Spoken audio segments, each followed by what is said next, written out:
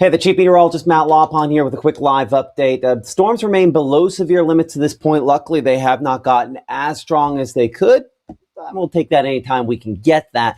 Current time is now 2:48 p.m. You're looking at Mama Justice Doppler radar. We're going to look at kind of the hail mode here in a few different ways, but just kind of look at the hail tracks on these.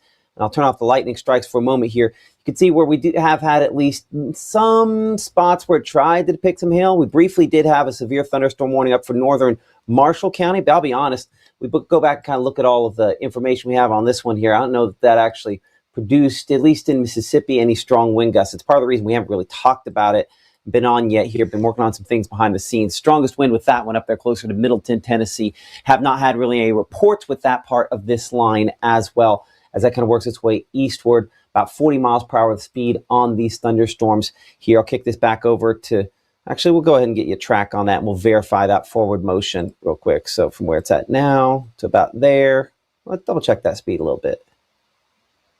Yeah, I'd put about 40, 45 miles per hour on the speed. So still watching this. This is below severe limits up here near Bolivar, Tennessee and Middleton, Tennessee. And it's largely stayed just north of the Tennessee state line to this point. I'll give you an angle, takes it down like that. Again, non-severe at this point in time, hopefully stays that way.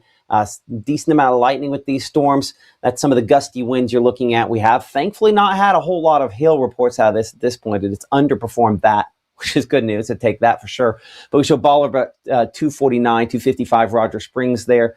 We're looking at Middleton close to around 3 o'clock. Let's see here. Chewalla there at about 317 or so. Theo, that's getting closer to the locations there near Winnesoga as well. Both those around 320 or so. We'll go ahead and pause this so it stops kind of going back and forth on that. And we'll kind of extend that track out a little farther in the future. So let's go, we'll say Chewalla. We'll make that the first one. There we go. And so then that gets it, what, to Acton by about 329 there. Corinth about 331. West Shiloh at about 333. So this is probably some gusty winds, 30, 40 miles per hour. I don't know it's yet the 50 to 60, but as we talked about this last weekend with the storms we had, it won't take a 60 mile per hour wind gust for this to end up knocking down some tree limbs and things up here where we've just had damage from the recent ice storm. Unfortunately, that's just, one of the things we contend with this is we're just going to from time to time have damage even out of something that's maybe sub-severe. Let's kind of look at the hail potential out of this. We have not had a lot of that to this point. Best way to do that usually is for us to look three-dimensionally on these. And if I kind of pull off of the ground level there and we kind of cut it back to what it is. And again, a lot of lightning, more than 2,100, strikes over the last 45 minutes or so. So that is still a lot of lightning out of this. And if we kind of cut this down to the most intense parts, which is the way in which we look for that big hail, I don't really have a lot. If I cut this down to about 56, which has typically been one of the spots where we're like, okay, we know we're starting to get into some decent hail. I have just this littlest speck out here west of Coffeyville. I thought I saw one up north as well. I'll barely see it. Let's just say this. There's not one out toward Cleveland. Maybe it's a little bit, but if this doesn't look like hardly anything to you, it doesn't look like hardly anything to me either. Rather unimpressive so far on hail. Getting a little closer in there, slightly better returns up there toward Toccopola. Let's take a look at this. Those are a bit above surface level there, close to Randolph as well. Let's get kind of a movement on that for the last 30 minutes or so, and we'll kind of put the normal radar sort of stuff back on there. So at least some hail aloft probably on this. That's still in the generation phase. I'll put the regular rainfall back on that for the bottom there so you can kind of see it as maybe a little more normal for usual there. Let's click now. Yeah, some of that is falling then just south of Toccopola. So while we still show it aloft, it takes a second for the upper levels to animate. Whatever that hail is probably falling just southeast of Toccopola, moving pretty close there to Springville, and I guess that'd be South Pontotoc School area, where a little bit of hail out of that, probably a little bit of hail out of the one near Coffeyville and north of Grenada as well. So let's get some storm tracks on a few of those. I don't think we're necessarily keep this live stream going unless these strengthen a little bit more than this. I think we'll probably pop in and out a bit more than just necessarily keep it on. But if we're looking about 40, 45 miles per hour, we'd be getting that there. Let's go ahead and track that. That is Houston by about 350. Current time about 250. So it's been an hour track to get it there. Calhoun City, we're looking for you at about 326. Vardaman about 337 there. But Hurricane Branch at about 357. Choctaw area there about 301. Grayport Crossing at 303. Youngs at 309. And Sabugala there at about 315. This is some hail, but I think the hail is probably below severe limits. And that's kind of a wide track I had toward the end of that. I'll go ahead and put it into motion again for you. I think that one, might even be kind of on the northern end of that there. Let's go ahead and now look at the one over Coffeyville, or at least approaching Coffeyville, pretty much on the edge of Coffeyville right now. And if we go about 40, 46 miles per hour, I have kind of a wide swath, probably too wide of a cone on that there.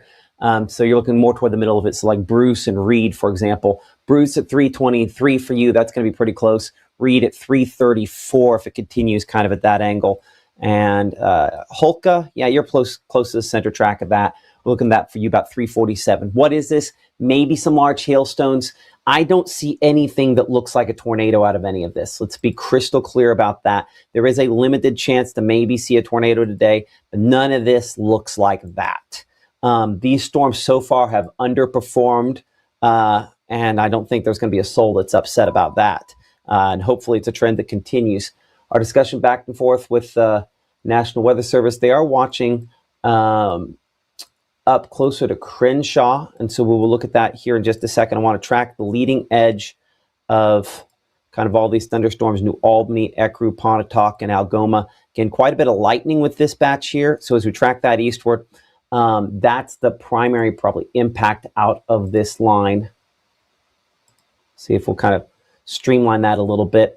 So you can see some times there, Tupelo about 318 for you. It will start raining before that, so it's when the heavier rain and maybe a little bit of the smaller hail arrives there. Plantersville 322, Algoma though, Pontotoc pretty close to you guys right now, and kind of some of that leading edge. The heaviest I'd say though on that part right there, we were looking at closer to kind of South Pontotoc School. That's still probably about 10 minutes away from Pontotoc on the south side of town in particular. You'd see Tishmingo 343, Smithville 348, Tremont 352, but in the short term here, obviously Dumas and Saltillo within the next 15 minutes or so for both those locations there. Obviously Dumas pretty much right at the edge and still just slightly ahead of that. I'm going to check out our camera back out here. We're going to come back northwest and look out of the, we're going to do the radar site up in Memphis as they're looking at this storm out here. Closer to Crenshaw, kind of right in the middle of your screen there. Let's look at the wind on that. We do show, it does look like a little broad rotation on that one there. Now that one might have a little bit, and that's kind of maintained whatever that is. It's still back in the precip. Let's look at that from the Memphis Tower Doppler weather radar. And yeah, that'd be pushing it at this point. I would say that's not unreasonable. That has just a little bit of rotation with that. I still show some kind of broad rotation. I'm not impressed by that too terribly much. And when we check our severe threats, they do definitely show that there's a few spots there we have a little bit of shear, like right over Crenshaw. Also potential maybe for a little bit of hail out of that as well. So some hail out of that and a couple other spots here. We've tweaked the color on the hail on this here to kind of the purples. I'm still trying to get the right color coordination on that. Anyway, maybe some hail on that. And again, broad rotation. Let's check our camera there in Crenshaw. Maybe sometimes it's one of those situations where when you get eyes on it, it looks sometimes more organized than necessarily does otherwise. Looks like we're just in the heavy rainfall there in Crenshaw as well at this time. Temperature coming in 68, pretty much right at the dew point there, so that's not a big shock. I'm going to see if I can look behind the scenes here and go back. Yeah, we're just kind of in the heart of whatever this is there, just heavy rainfall at that location. As we clear that off, our severe risks as they kind of stand at this point in time have not changed from where we looked at it earlier. We have a level 2 out of 5 severe weather risk that involves all locations here across North Mississippi. The hail risk largely had looked like the main impact. I would say probably aiming maybe toward a little more wind at this point here. Even then, this has underperformed, hopefully a trend that does continue. Looking at the large hail potential and the most, where you see kind of this lighter purple here, it's possible that maybe we could get some hailstones larger than an inch and a half in size in this purple area. So a possibility, but I would say more than anything is probably strong winds, and we're probably not talking high-end wind here. And again, that's based on kind of our latest thinking on this. As you can see, no destructive wind potential out of these. Could still have damaging, but you start getting up 75 or greater, that's when we start really causing some issues. No destructive wind risk on our consideration there. And then the tornado threat remains, but it's very localized, and I have not seen much to kind of indicate that. Probably not seeing strong tornadoes, thankfully. If we were to see it, I hate to say weaker variety, but less likely to be destructive tornadoes. But still, obviously, anytime we have a threat there, that remains a concern. So let's widen this out just a little bit, kind of see how this is overall looking. I would say the largest of our hail potential near the Choctaw community, north of Gore Springs there. This is Grenada. This is obviously Grenada Lake. So this is kind of part of Grenada Lake, north side there of Grenada Lake, where some of that hail probably is falling. Let's check our hail swath. I don't have that showing up there using really any of our locations. I'm not really getting a whole lot. So whatever that hail is probably already falling to the ground right now. Even I have kind of a version here of the radar, where sometimes I can just code it in as white, just to very generally kind of try to be eye-catching, and I don't really see a whole lot on that one either.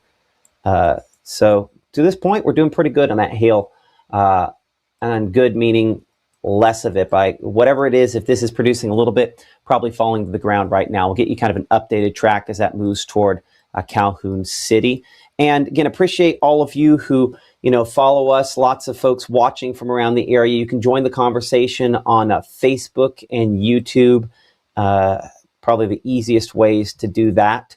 I appreciate everybody for watching in the Mississippi Live Weather app. Certainly that is the preferable way to do it. But we're looking at Calhoun City at 323, Hollis there at around 329, Tabville 340, Woodland at 343, Houston at 347, and Van Vliet by about 356. But obviously Young's Retreat, Big Creek, and Calhoun City closest to the center of the path on this one at this point in time. I want to bring in our meteorologist, Gabe Maynard, who's back in the studio. He's been kind of monitoring some of the behind-the-scenes aspects of this as well. And, Gabe, kind of looking at what we're looking at this point here, have not had any official reports of severe weather in our area, and these definitely could look healthier. For sure. That's a good way to put it. But yes, I mean, reports wise, that's what I've been navigating behind the scenes. Haven't officially got any. And I do encourage those that, maybe live over there towards the Choctaw community or just kind of watching these cells there just on the east side of Grenada County. That's where we're kind of looking for some of those potential reports to come in, even sub-severe hailstones. If you have those at your house, go ahead and send those in to us here at Mississippi Live Weather, and we will relay that information over to the National Weather Service. But as of right now, the office is not reporting anything. Folks in the chat haven't reported anything. And like you're saying, it's kind of underwhelming so far, and that's a good thing. That's a positive. I don't know if underwhelming is the right term, but it's underperforming, which is, because I know that for folks out there, if they hear the lightning and thunder, they're like, what's going on? That's why we're talking about it. 2,100 strikes just in the last hour out of this line here. So that's a quite loud thunderstorms, and we're hopeful that means that it's, more bark than bite as we continue forward throughout this afternoon. Certainly north of Coffeyville, another one of those that we're watching, where you see them kind of flashing. That's where we have our latest lightning strikes on some of these. And so that's the case for a lot of these, where there's some lightning and obviously the thunder, more bark than bite, the way probably to describe this. It feels like very echoey thunder I'm even hearing at the house at this point in time up at our studios. Current time is 3:02. We're not going to keep this going nonstop here. We'll probably shut this down here in a couple minutes and pop back on as necessary. But just checking out a couple of sky cams around the region while we're just getting a look at everything that's out there. I'm going to go out to Batesville here to begin with, again, kind of in the heart of some of the heavier rainfall. Not a lot of visibility out there, as you would imagine, being in the midst of the rainfall. Some wind gusts there, some possibly in the neighborhood of around 30 to 40 miles per hour, but at this point in time, again, below severe limits. Our camera in the Oxford area, kind of a similar shot, though kind of between some of the batches of heavier rainfall right now, but as you'd imagine, not much visibility. Again, appreciate Phoenix Building Solutions for sponsoring our Oxford camera.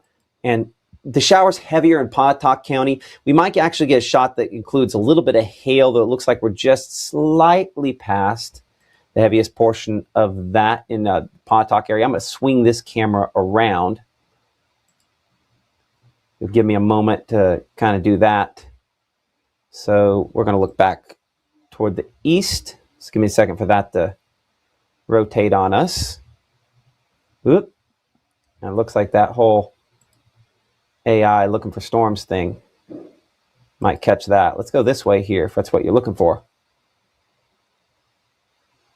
Okay, let's go to the right just a little bit.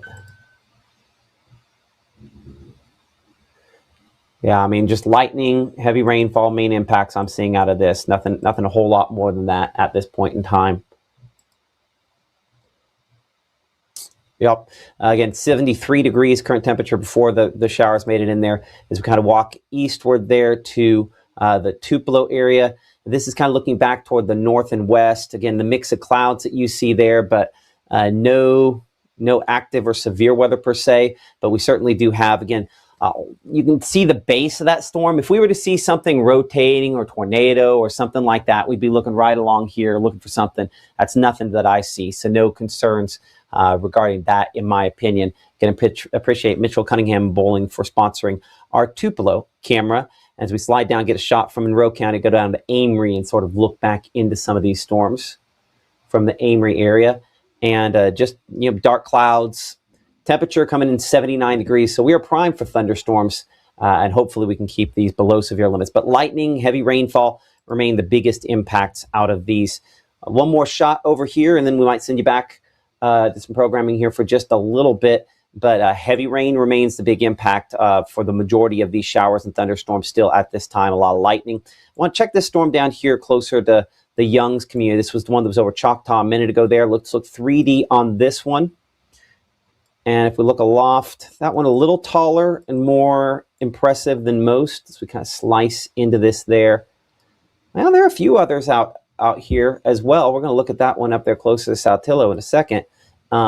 But kind of slicing into that one a little heavier than it looks at ground level. But we show that up about, this be 15,000 feet by its heaviest precipitation over top of the Youngs community. So that's probably going to be half-inch size hail. I don't know that it's much larger than that. As we clear that, we'll go northward. Let's check these storms around Pontotoc. Again, east of Pontotoc now, and then up here just kind of north of Saltillo. Let's slice into the one here up closer to Saltillo area. And there you can see kind of that hail aloft above the surface level, but I showed only about 10,000 feet. So there's a little bit of hail up there, but it's only about 10,000 feet. If that were 20, of course, you're throwing the ice higher it goes up. The stronger the updraft, the more likely to form the big hail, and the more likely for it to fall out. So again, that's why it's not really triggering. That one's not really triggering on our hail tracker here. Well, I say that, and now we're getting a little bit of that.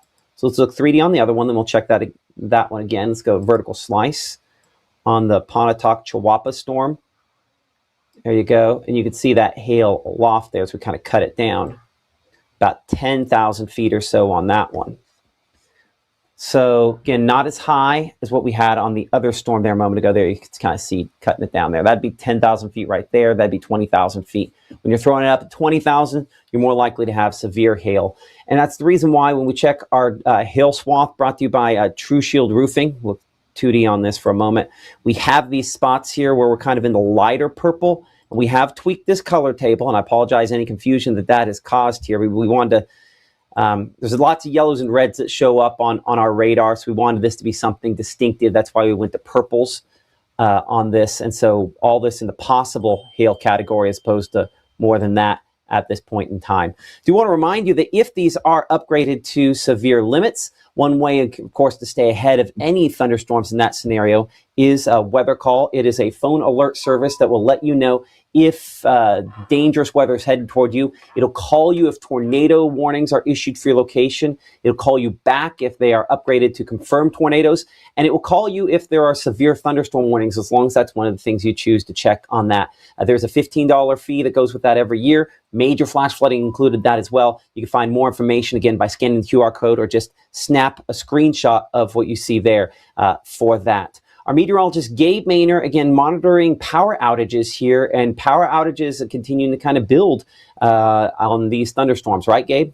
For sure. Even though they're sub-severe, they can still be impactful. And, you know, some of those lightning strikes reach all the way to the surface. Some of those sub-severe gusts can knock down some branches as well. And that's what we're having there in western Lafayette County. While it's not exactly determined what caused the outage, it is causing numerous outages there in the western side of the county, just west of Oxford. Nearly 984 members affected. And as you can see, some pretty large sections that are dealing with outages as well. It is still kind of sporadic in regards to those developments with, you know, those single outages moving up there towards the northwest side of Oxford. But you see 793 there, kind of a bullseye area that's accounting for a large magnitude of those outages. So folks along Highway 6 dealing with those, and even up there on the northwest side of the county kind of working their way up. I forget that road, but just south and east of Sardis Lake, moving towards the Oxford area. So Matt, this is kind of the main area that we're looking at for those outages. But as these storms continue to move on through, even though they're sub-severe, can still be impactful and still put those workers out once again, trying to get those outages fixed. So, you know, paying attention to that. Lightning is not really a severe thunderstorm factor, but still can cause some damages and potentially outages if that's what this ends up being. Absolutely. We continue to get quite a few lightning strikes on these thunderstorms as well. It's our meteorologist, Gabe Maynor. Appreciate that. You can hear my binging on my phone there. That's behind the scenes here as Maggie, Gabe, everybody kind of working to keep up to date on what's going on. We'll probably hear from Maggie here in a little bit, assuming these get a little bit stronger. But current time is now, we're at 3:10. I'm Chief Meteorologist Matt Lawpon. You're watching Mississippi Live Weather. We are a 24/7, 365 streaming service based out of North Mississippi, Tupelo in particular. And if you've never heard of us before, or if you have heard of us before, you can get the app free and available for all of those iOS, Android devices. You can also search Mississippi, frankly, just Mississippi and Mississippi Live. That logo you see above my head will show up on Roku there, but search for Mississippi Live on Apple TV and Roku to download the app there as well. And of course, we do have a chat that's pretty robust that tends to go on Facebook and all the other forms of social media there. Appreciate y'all watching us in Grenada, Prentiss County, New Albany, and all across North Mississippi here as we're looking at these storms. Let's be clear about something. There is no official tornado threat at this instant, no short-term tornado threat based upon what we're looking at here on Mama Justice Doppler radar. Nothing of that concern level in my mind at this point. There's some spots here where maybe we have some broad rotation back up closer to the Memphis area. I'm going to change our radar site up here to the Memphis Weather Service radar. I'm not impressed by a lot of what we're seeing. And even where we previously had kind of a severe thunderstorm warning up here closer to Middleton, Tennessee, that looks a little less impressive at this point in time. So we'll keep monitoring that.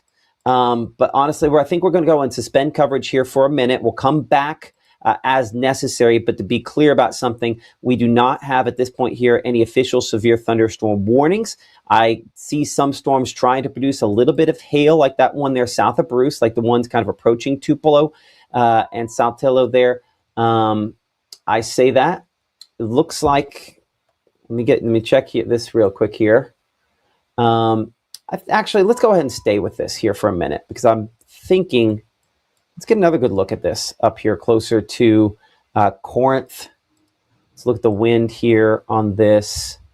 You know, I wonder, well, there you go. National Weather Service going to go ahead and extend the severe thunderstorm warning up here in Alcorn County now, or expand it to Alcorn County and northern Tishomingo and northern Tippah counties. Okay, so that kind of an update here as we'll reset here in a moment. And Gabe, if you will re-push here on the screen up there, if you'll send it on new push live update, severe thunderstorm coverage for Alcorn, Prentiss, Tishomingo counties. We'll go ahead and send another push for those folks there. So as we kind of reset here for a moment, I'm Chief Meteorologist Matt Laupon, National Weather Service in Memphis, on the wind potential in particular, extending a severe thunderstorm warning, issuing a severe thunderstorm warning for Tippah, Alcorn, and Tishomingo counties. We have a camera that sits right about there in Alcorn County. Let's take a look at that South Alcorn County camera. I bet we're going to be looking obviously into a ton of rainfall, so might not have a great view of that. This camera somewhat in the Rienzi area, actually more effectively Hinkle is where this is. So you can see that severe thunderstorm warning there for locations in Alcorn County in effect until 4 p.m. Again, we're just kind of looking back into a lot of rain, not a lot of visibility there, not a ton of hail out of these thunderstorms at this point. So hopefully that's the case, that we continue to have very limited amounts of hail out of these. Again, you can join the conversation over here. Tornadoes, though, are unlikely at this point based on what we're looking at. Not impossible that things go up another level on that. But at this point, we're just not impressed largely by what we're seeing in that regard. And hopefully that remains the case. So our severe thunderstorm warning, again, I mentioned Tippah, Alcorn, and Tishomingo counties all until 4 p.m. Yeah, this is back in the rainfall. And when we look at the wind on this in particular, we're looking a long ways away here from the radar site down in Monroe County. But it's this part right here from Bethel Springs to Selmer to west of Cypress. That is the part that's most likely to be producing some damaging wind gusts potentially out of this. So I got to widen this just a little bit more to get a good full shot on that. We'll say about 45 miles per hour. We'll take down that Skycam network there.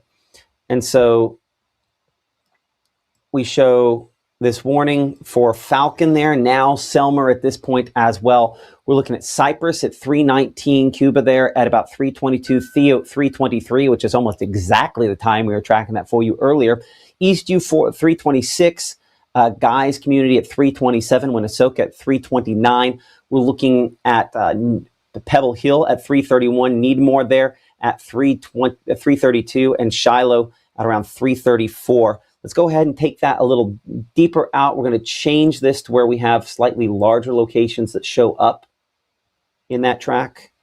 And so then that Corinth, we put at 335 for you, 340 for Farmington, Walnut Grove at 4, and then Waterloo at 408. Again, this north of the Iuka area, a little north of Burnsville as well. I'm going to change my angle just a little bit so that I can clip Burnsville in that. There we go, just in case it slides slightly farther south.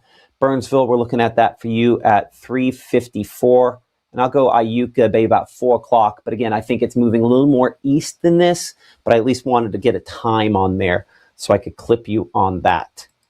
So we kind of reset things. This is for damaging wind gusts that this has been issued. And I want to look a couple ways. I'm going to look from up in the Memphis National Weather Service radar. And right there near Essery Springs, heading kind of toward Chewalla is probably the most impressive part of this. Let's go ahead and give you some times of arrival, individualized times of arrival. We're going to go, again, about 45 miles per hour. So Chewalla, again, you're right in the path of this. No more in Chewalla than about 7 minutes and 5 miles. Winnesoka, about 11 minutes and 8 miles. And then Corinth, for kind of northwest side of Corinth, we're about 16 minutes away from you. Midtown Corinth, downtown Corinth, about 19 minutes. And then Exton Corinth, about 20 minutes from now, or at least the strongest part of that. This kind of red you see here. We're a long ways away from the radar, so there is some guessing that goes along with that. But just, be thinking ahead. And a reminder that as we kind of widen things on out, that there are other thunderstorms that I think are probably more likely to produce a little bit of hail. We look at the hail potential on this here, and certainly there is some heavy rainfall to go along with that as well. We'll hopefully get a shot here from our meteorologist Gabe Maynor related to the hail coming up in a couple minutes. But if we look out here between Pittsboro and Calhoun City, that's one of the areas that has some potential for hail as well. I'm going to shrink the width of our cone if I can. Give me just a moment to kind of tweak that as I'm looking at Gabe kind of heading outside. We'll bring up his live shot here in just a moment. Fan out, we're going to take that down to 9 degrees so it's not quite as wide of a fan. We'll get you storm track on this. Then we're going to come up here to the Lee County area for the thunderstorms. Let's clear that just a second. So here is our track. And again, 40, 45 miles per hour there. Houston is in the path of this. We show Wren by about 146, but Houston about 446, about 346, for Houston, Wren at 416. Now I got that all straightened out. Gabe's shot is in and out. I think it's because he's on the edge of Wi-Fi. So Gabe, if you can hear me, once your shot comes clear, I'll go ahead and take it. There we are. I see him. So let's go ahead and bring in our meteorologist, Gabe Maynor, here outside near our studios in downtown Tupelo. Again, the storm's kind of approaching you, right? Yes, Matt. I mean, you can see that lightning is starting to happen here in downtown Tupelo. That's the thunderstorm that we're watching, and you can see the darker hues attached to some of those, more impressive bases of this thunderstorm. And I'm not trying to stay out here when the heavy rain hits. This is kind of on that leading edge, but I am going to monitor the window to see if any of that small hail does fall. Has a little bit of a core to it, but it's not going to be that large hail that would prompt severe thunderstorm warnings. This would be more pea-sized hail, if anything, if that is able to fall all the way to the surface. But we do have very large drops that are starting to fall, and that means the rainfall is starting to pick up. And you can see the lightning activity, Matt. This is a very active afternoon. Despite it might not prompting severe thunderstorm warnings, that lightning can still be pretty impactful. Appreciate that. Let's bring you inside. As I always tell the kids, I'm more scared of lightning than any other severe weather element because it's less predictable. So yeah, go ahead and come back inside. We'll see inside here in just a second. Current time is 3:20. I'm Chief Meteorologist Matt Lawpon. You're watching Mississippi Live Weather at, of course, on Facebook, on YouTube, and X, and of course the Mississippi Live Weather app. Here's the storm that's approaching where Gabe was. You see the little flashing lines. Those are some of the latest lightning strikes. Again, some up here, the north side of town's closer to the Beach Springs area. Again, some also down south. So these are cloud to ground lightning strikes. The heaviest part of this is still kind of moving in. And when we look at the hail potential on this, again, brought to you by True Shield Roofing, we're luckily still in the possible category more than probable or something else. We look for this to go really dark for the hail.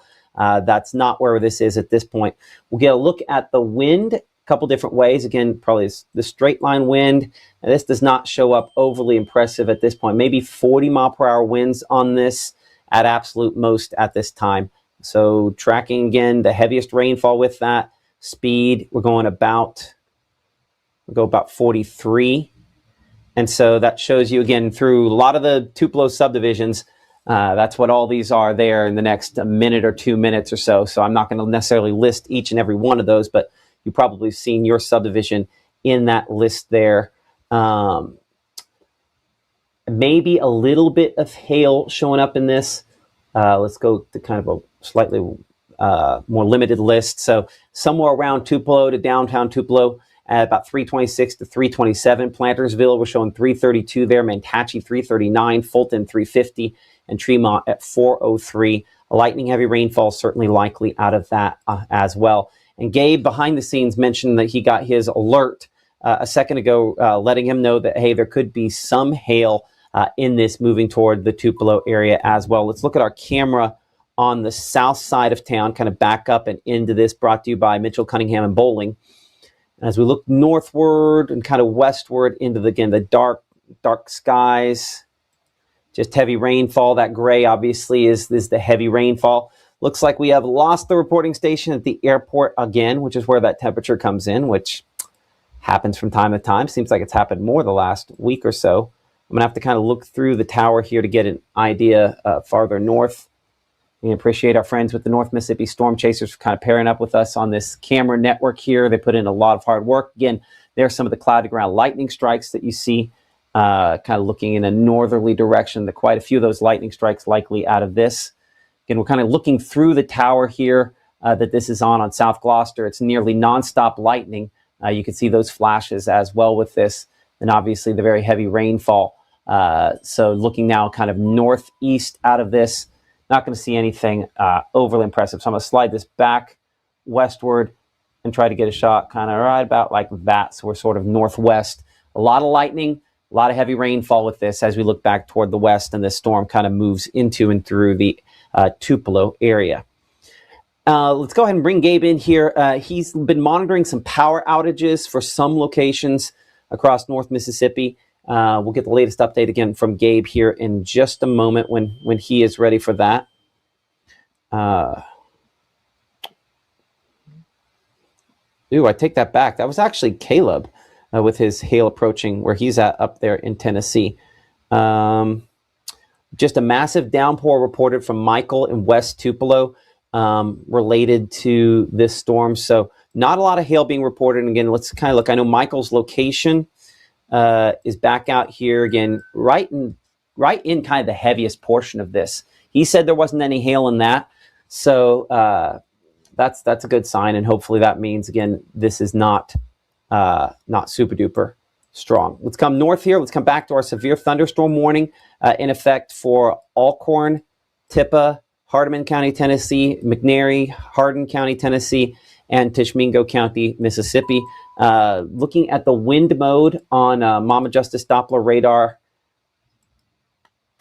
I think we'll stick with the Monroe County radar. We show it near Chewalla and Sulphur Springs, probably where we have our gustiest wind, just right at the edge of this green that you see there, moving east and southeast at about 40 to 45 miles per hour. So again, that severe thunderstorm warning in effect until 4 p.m. here. So if you're in the path of this, Chewalla, we show, of course, now. We're looking at Winnesoga at 3:30. We're looking at Gray at Gravel Hill at 3:31. Acton at 3:39, Corinth at 3:39, Shiloh at 3:41, Farmington 3:44, and then beyond that, that works into, say, Tishomingo County. So let's go ahead and get some other locations in that direction in our list here. I think about 3:44. We'll make Farmington the first in that list. There we go. And so that gets it closer to Red Sulphur Springs at 3:55. Nash Landing at 3:48 there. Again, Walnut Grove by about 4:07 as that really stays Dosky there, the northern part of Tishomingo County, at around 3:56, and Caney Hollow at 3:56 as well. So this is Doppler radar indicated winds that could be approaching around 50 to 60 miles per hour. Again, not likely to be a high-end severe weather event, but some sporadic wind damage possibility out of this. Let's come out west here, look closer to, say, Panola County. And I'm going to look at this a couple of different ways. We'll check out our rotational velocity on this. We're going to check this from a few different sites. I do see kind of the northern part of Sardis Lake, maybe just a little bit of broad rotation. I think that might be overstating the case just a little bit, but there's kind of been a spot here we've been watching close to where we show Haynes Crossing there. So at this time, looking at that, I don't think that's overly impressive. Let's look from a couple other radar sites. Let's check out. So this is from the radar site there at the Memphis airport, which is one we had to rely on a lot this last weekend. I see that there's a little convergence there, but more than anything, I would say that's probably a little wind enhancement. Yeah. So let's go and track that one more toward Oxford, just in case that one ratchets up a little bit more. And so speed on this. Oops, I messed that up. Let me try that again.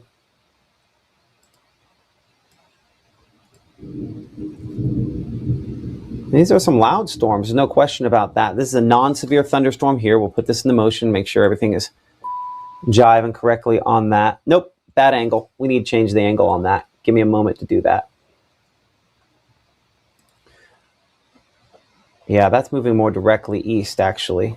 It looked like on the wind mode it was moving a little more southeast, but looking at that, I'd say more directly east.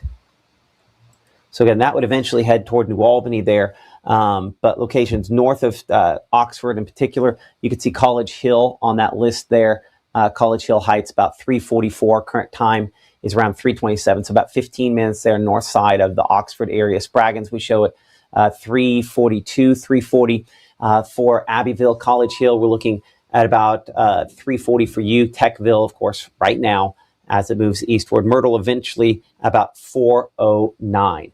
Current time at this instant here, as we check out Mama Justice Doppler radar, is right at 328, a little bit before the 330 time period. I'm Chief Meteorologist Matt Lawpon. We are watching a series of thunderstorms producing heavy rainfall, maybe some hail.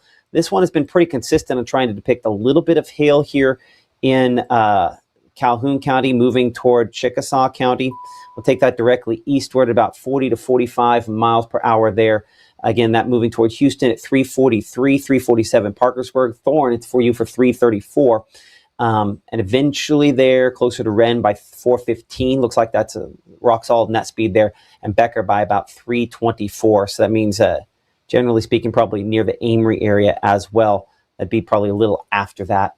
No more than a couple minutes after that. So about 420 to 430 there for the Amory area. A lot of lightning out of these thunderstorms, and I do want to check a couple of sky cams for that. Again, maybe we get a shot here out of the Batesville camera that's useful. We're looking through a lot of rainfall there at this time. Again, looking in that heavy rainfall back toward kind of a northerly direction there, but we're in pretty good shape as far as that is concerned. I did hear, Gabe, your microphone a second ago, I think. So let me pop you up, Gabe, and see what you got as of where we at, about 3:30. These are loud. These are very energetic storms. And so that's kind of what we've been monitoring behind the scenes and what I was kind of waiting outside there for, or not literally outside, right at the door. So I was in a safe place.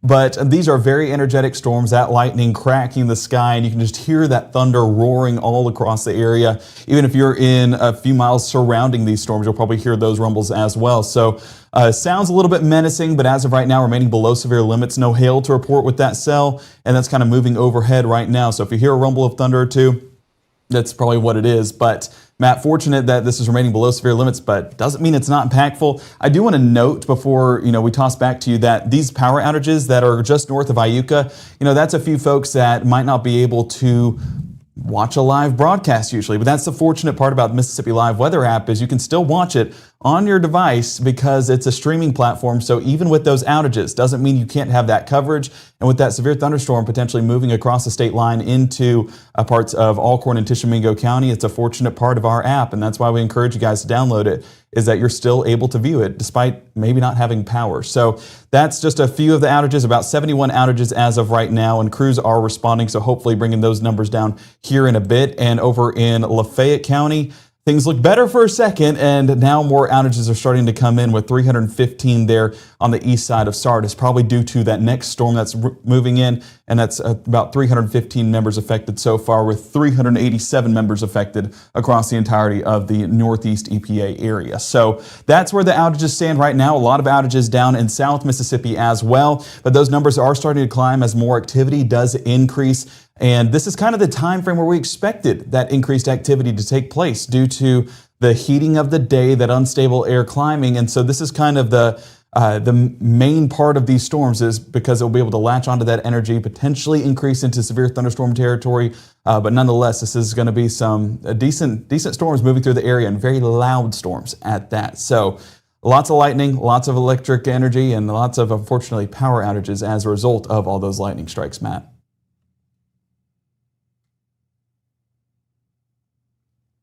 When there's the latest update. I do want to go actually to our overall outages, and yeah, you're probably not going to see it on the map just yet because poweroutage.us is unfortunately not updating all the way, but nonetheless, we are getting those local reports, and that's going to be that Tishomingo County EPA reporting that outage up there just north of Iuka, and again, that's where that severe thunderstorm warning still remains in effect. And I do want to look and see if we do have any photos, and I have a video of some of the lightning. I was undercover while I did it, so I wasn't out in the middle of all of this. So if you have any reports yourself, even if that's a few lightning strikes, potentially some small hailstones, or even some of this gusty wind happening that might knock down a few limbs or things like that, go ahead and send that in to us through the Mississippi Live Weather app. I do see a few coming in there towards Union County. This is the Dogtown area. This might have been from yesterday. That was from yesterday. This is the new one that I was expecting out there towards New Albany, and got the safe place ready. So that's what we encourage you guys to do, is kind of get those plans in place. We're not expecting safe places to necessarily be needed across North Mississippi, but I would say get at least in your home, so that way if these lightning strikes are happening or those large hailstones are falling, you kind of protect your head. I was talking to my wife earlier today. She said, "Gabe, are we going to be okay?" I said, "Is there a roof over your head?" And she said, "Sure is." I said, "You're going to be okay." That's the thing with these hailstorms, is as long as we're not out in it, then we're where we need to be. As we continue to assess those outages, still about 389 outages. And I want to look real quick at Entergy, because I know that Entergy does have a lot of coverage out there in the Northwest Mississippi area. And as I click through a few things right here behind the scenes and we go into some of those outages, I'm curious to see if their numbers might be a little bit higher, despite PowerOutage.us not updating just yet. So up around the Memphis area, you can kind of see those reds popping up. That's where we're having some numerous outages there, southwest of Memphis, kind of in the Arkansas area, as we know it's right across the state line. But I do see a few sporadic outages as those work through the DeSoto, Tate, and, well, not really Tunica County, but DeSoto, Tate, and potentially Panola County. But as we're watching this thunderstorm warning, the severe thunderstorm warning that is issued for parts of Alcorn and Tishomingo County, this is out of our Monroe County radar site. And I'm curious if that looks less impressive, or if that's less impressive because some of those storms are moving over the radar site, so you kind of get a little bit of a diminished view. So I'm curious to see how that kind of trends. But nonetheless, we're getting a heavy amount of lightning. We're talking 397 strikes, and that is an uptick from where it was just about a half hour ago. And that severe thunderstorm warning is in effect until 4 o'clock, and this is primarily due to those gusty winds. I'm going to swap it over real quick, put it on the latest scan, and change this over to our wind mode. And if we put wind mode on there, you can see that there are a few gusty winds. This is higher aloft because it's several miles away from the radar site. But if we highlight those brighter points, well, not really the 15, we're probably talking 20 to 30 miles an hour aloft. At the surface, potentially, I would say 40 miles an hour. And I wouldn't go too much more than that. But Matt, nonetheless, this is still going to be an impactful storm. Seen it with power outages already. Fortunately, damage reports remain very minimal to non-existent. I hope that that continues to be the trend. But folks out there, if you do have damage reports or hail reports, send those into the Mississippi Live weather app, and we will relay that information to whoever it needs to go to. And we appreciate our weather watchers just staying alert and staying updated on what's happening. Absolutely. Appreciate that, Gabe. They've gone ahead and they've canceled that severe thunderstorm warning up there for so it was diminishing. Yes, exactly. So you kind of nailed that there. I'll be perfectly honest. Like, I don't see a whole lot out there to keep us going at the moment. I think we might take a brief break here. These are loud thunderstorms. There's a lot. I mean, just a ton of lightning, Gabe. But I mean, the wind. There's a couple spots where maybe what about Eastern Calhoun County? Not for wind, but is it getting a hail for? I mean, so we've checked that hail swath on there, and it has not been terribly impressive on some of these. But I will say there's a couple spots where that has finally kind of maybe pegged some more than possible to kind of probable. So we have the first time we've kind of had that show up today. So it's one of the more likely scenarios, but I just don't know that it's quite at that level. I mean, you can pretty clearly see where it's going there again, and as we tracked it a little bit ago, they're straight eastward. If you want to go ahead and track that here for a minute, you can. Yeah, so we're going to go right on that leading edge. What speed did you have on this, Matt? 45. 45. Okay. So we are going to probably have to expand this out here real quick and then drag this out a little bit, so that way we get all the way up towards 45 miles an hour. But again, you can kind of see that trend, as Matt was saying, that basically eastern movement that we have. And so as we go up to about 45 miles an hour, it'll take us through the Chickasaw County region and even as far west or far east as Monroe County. So looking at Okolona closer to 404, or Pine Grove by 408, where the New Wren community 415, Wren by 416, Glenwood 426, and then the Parkview area closer to 426. And I realize I probably dragged that in and I'm covering up that track, so apologize there. But this is where we expect some of that probable hail, meaning that we could be getting close to half of an inch all the way up to potentially an inch as that moves through parts of eastern Calhoun County and then into the Chickasaw County. If we take it back to our radar mode real quick, this is where, we kind of take that 3D mode to look at these storms, and you can get a visual at those deeper DBZs, those purples that are showing up. So this does show some heavy rainfall, and heavy rainfall can line up with some of those elevated storm tops, and especially with this setup, we do expect that to also be the case. But as we zoom it back into I'm going to say the Houston area. It's close enough. It's northwest of Houston, closer to Thorne, but that's going to be moving across Highway 15 here in just a moment. And we will continue to get that potential hail working its way into Thorne, into Holiday, into Parkersburg, and Van Fleet. Looking at our peak threats, again, Thorne showing about half-inch hail. That's what we're expecting. And this is way high up in the atmosphere, but once that reaches the surface, there is some melting that can take place, so it might be a little bit below that. But again, that's where your reports matter, because we're getting reports on the ground. These are the reports that are way high up in the atmosphere. So our weather watchers, once it's able to be done in a safe manner, go ahead and send those reports into the Mississippi Live Weather app. Let's go ahead and look at those winds again, and kind of going on the broader view here. Winds aren't going to be the main factor with this, as we've been talking about. Hail has kind of been the main thing we've watched for today. And so looking at the entire scene, I'm not seeing anything there that's overly alarming for that stronger wind gust. But again, that hail swath is what stands out. And as Matt was mentioning just a moment ago, those probable colors that are showing up, those deeper purples, we're starting to get that here in the latest scans. And even over there towards, there we go. So that's where we're starting to move that into Thorne, just across the county line there for Calhoun County and Chickasaw County. So once again, I'm going to take it back wide, and we're going to do one more track on this as it's moving about 45 miles an hour closer to the Chickasaw-Monroe County area. You're going to have to drag this out, and again, the nose of that storm pretty evident right there as it's moving east. And so as we take that out, are we going to be able to reach it? Let me do one more. I'm going to have to expand it out one more time. So that's the thing about not having enough room. I guess you can't get that perfect track, but we're going to make sure this is perfect for you guys. And as we move at about 45 miles an hour, we're going to take it right up there towards Amory and Smithville if this does hold together. Again, Thorne basically over the top of you guys right now, but Okolona closer to about 406. We're talking the Nettleton area, 418, Amory, 426, just mentioned to you guys a moment ago. Wildwood area, 427, East Haven, 428. And again, this is going to continue to progress across North Mississippi. And the thing that stands out with this storm, and I'm going to take it back into our preset mode real quick. Let's go ahead and expand things out one more time. What do you not have underneath it? Cells. And so that means it's able to ingest a lot of this energy. And that's where I could see a strengthening happen here in the next few moments, as where a few of our swaths actually were taking it in our models, was those southernmost cells are eating up the most energy, and that has the most potential to become strong to potentially severe. And so that's one that stands out, Matt. I'll be honest, these, I think that while possible, the limiting factor might not be instability in this case. It's instability, but it might not be lower level moisture. It might be colder air aloft, because you can make an atmosphere more unstable if you have more cold air aloft. That's makes true. air, makes the relative difference in temperature greater. I think that might be the part of this where we lack a little bit. Simply put, versus where we could have been versus what models necessarily had. So far here, knock on wood, this could go a lot worse than it is right now. And so hopefully it doesn't. For sure. So what I think we will do here is I think we're going to take at least a brief break. We'll probably leave YouTube up. I think we'll take Facebook down. I hear the fire truck, so I'm worried that lightning might have struck something.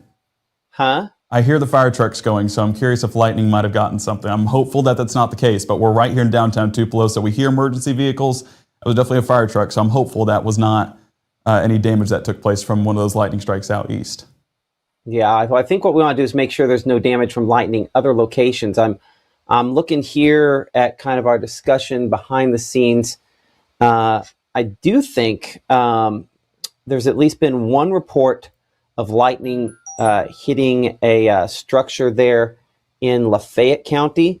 In fact, our meteorologist, Maggie McCauley. Maggie, I'm going to use your voice if you're okay with that, Maggie. I know that you don't have anything up behind the scenes, but I'll let you use your voice to kind of give that report here. So give me a moment to see, is your microphone on there? Oh, whichever one of these it is. Give me just a moment to bring her up. There we are. Maggie, I'm going to use your voice for just a moment. Hey, can you hear me? I can. Can you hear us? Yeah, I can hear you guys. I was just sending you guys an update within our conversation that is in the National Weather Service chat. The Lafayette County Fire Department was responding to a house struck by lightning, 100 block County Road 325, residential structural fire. So they're responding to that over in Lafayette County. I just wanted to give you guys an update on that. And again, I'm watching everything that's in the National Weather Service to see if anybody is updating that. That was the emergency manager over in Lafayette County, Bowmore, updating them. So if anything else comes like that, of course, I'll let you guys know. Okay, I appreciate that. All right, so meteorologist Maggie McCauley kind of working behind the scenes here this afternoon. Thank you so much. Let's go ahead and kind of reset things here for a moment. And Gabe, we might send Bo a link if he wants to say something about that. He might not have any more information other than what he just passed along. But we might want to send him a link and see if we can. It'd be one of the links that are on the page there, the tiny URLs. Might shoot that to him and see if he's available at either 4 o'clock or maybe 5 o'clock to talk with us here. So current time is now we're at 3:43. I'm Chief Meteorologist Matt Lawpon alongside our meteorologist Maggie McCauley and Gabe Maynor. Report again of a structure fire, house struck by lightning, 100 block County Road 325 there in Lafayette County. Clearly, that time that report came in was about 3:28. So there's definitely been a lot of lightning, and that could be, one of the many issues that we're seeing out of this here. A ton of clouded ground lightning strikes.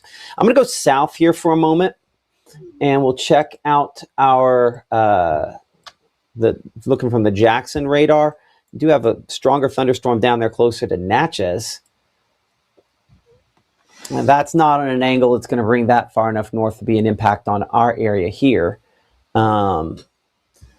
But certainly this one left split right here near the Pickens community. Let's get a storm track on this. So this one looks different. I don't know if maybe it's just me, but this one looks kind of different than the rest. That's why it catches my eye here. Because if you notice, the movement kind of has more of a northerly direction, right? All right, like that. Anytime you have kind of an odd movement on these, that's one we really have to keep track of there.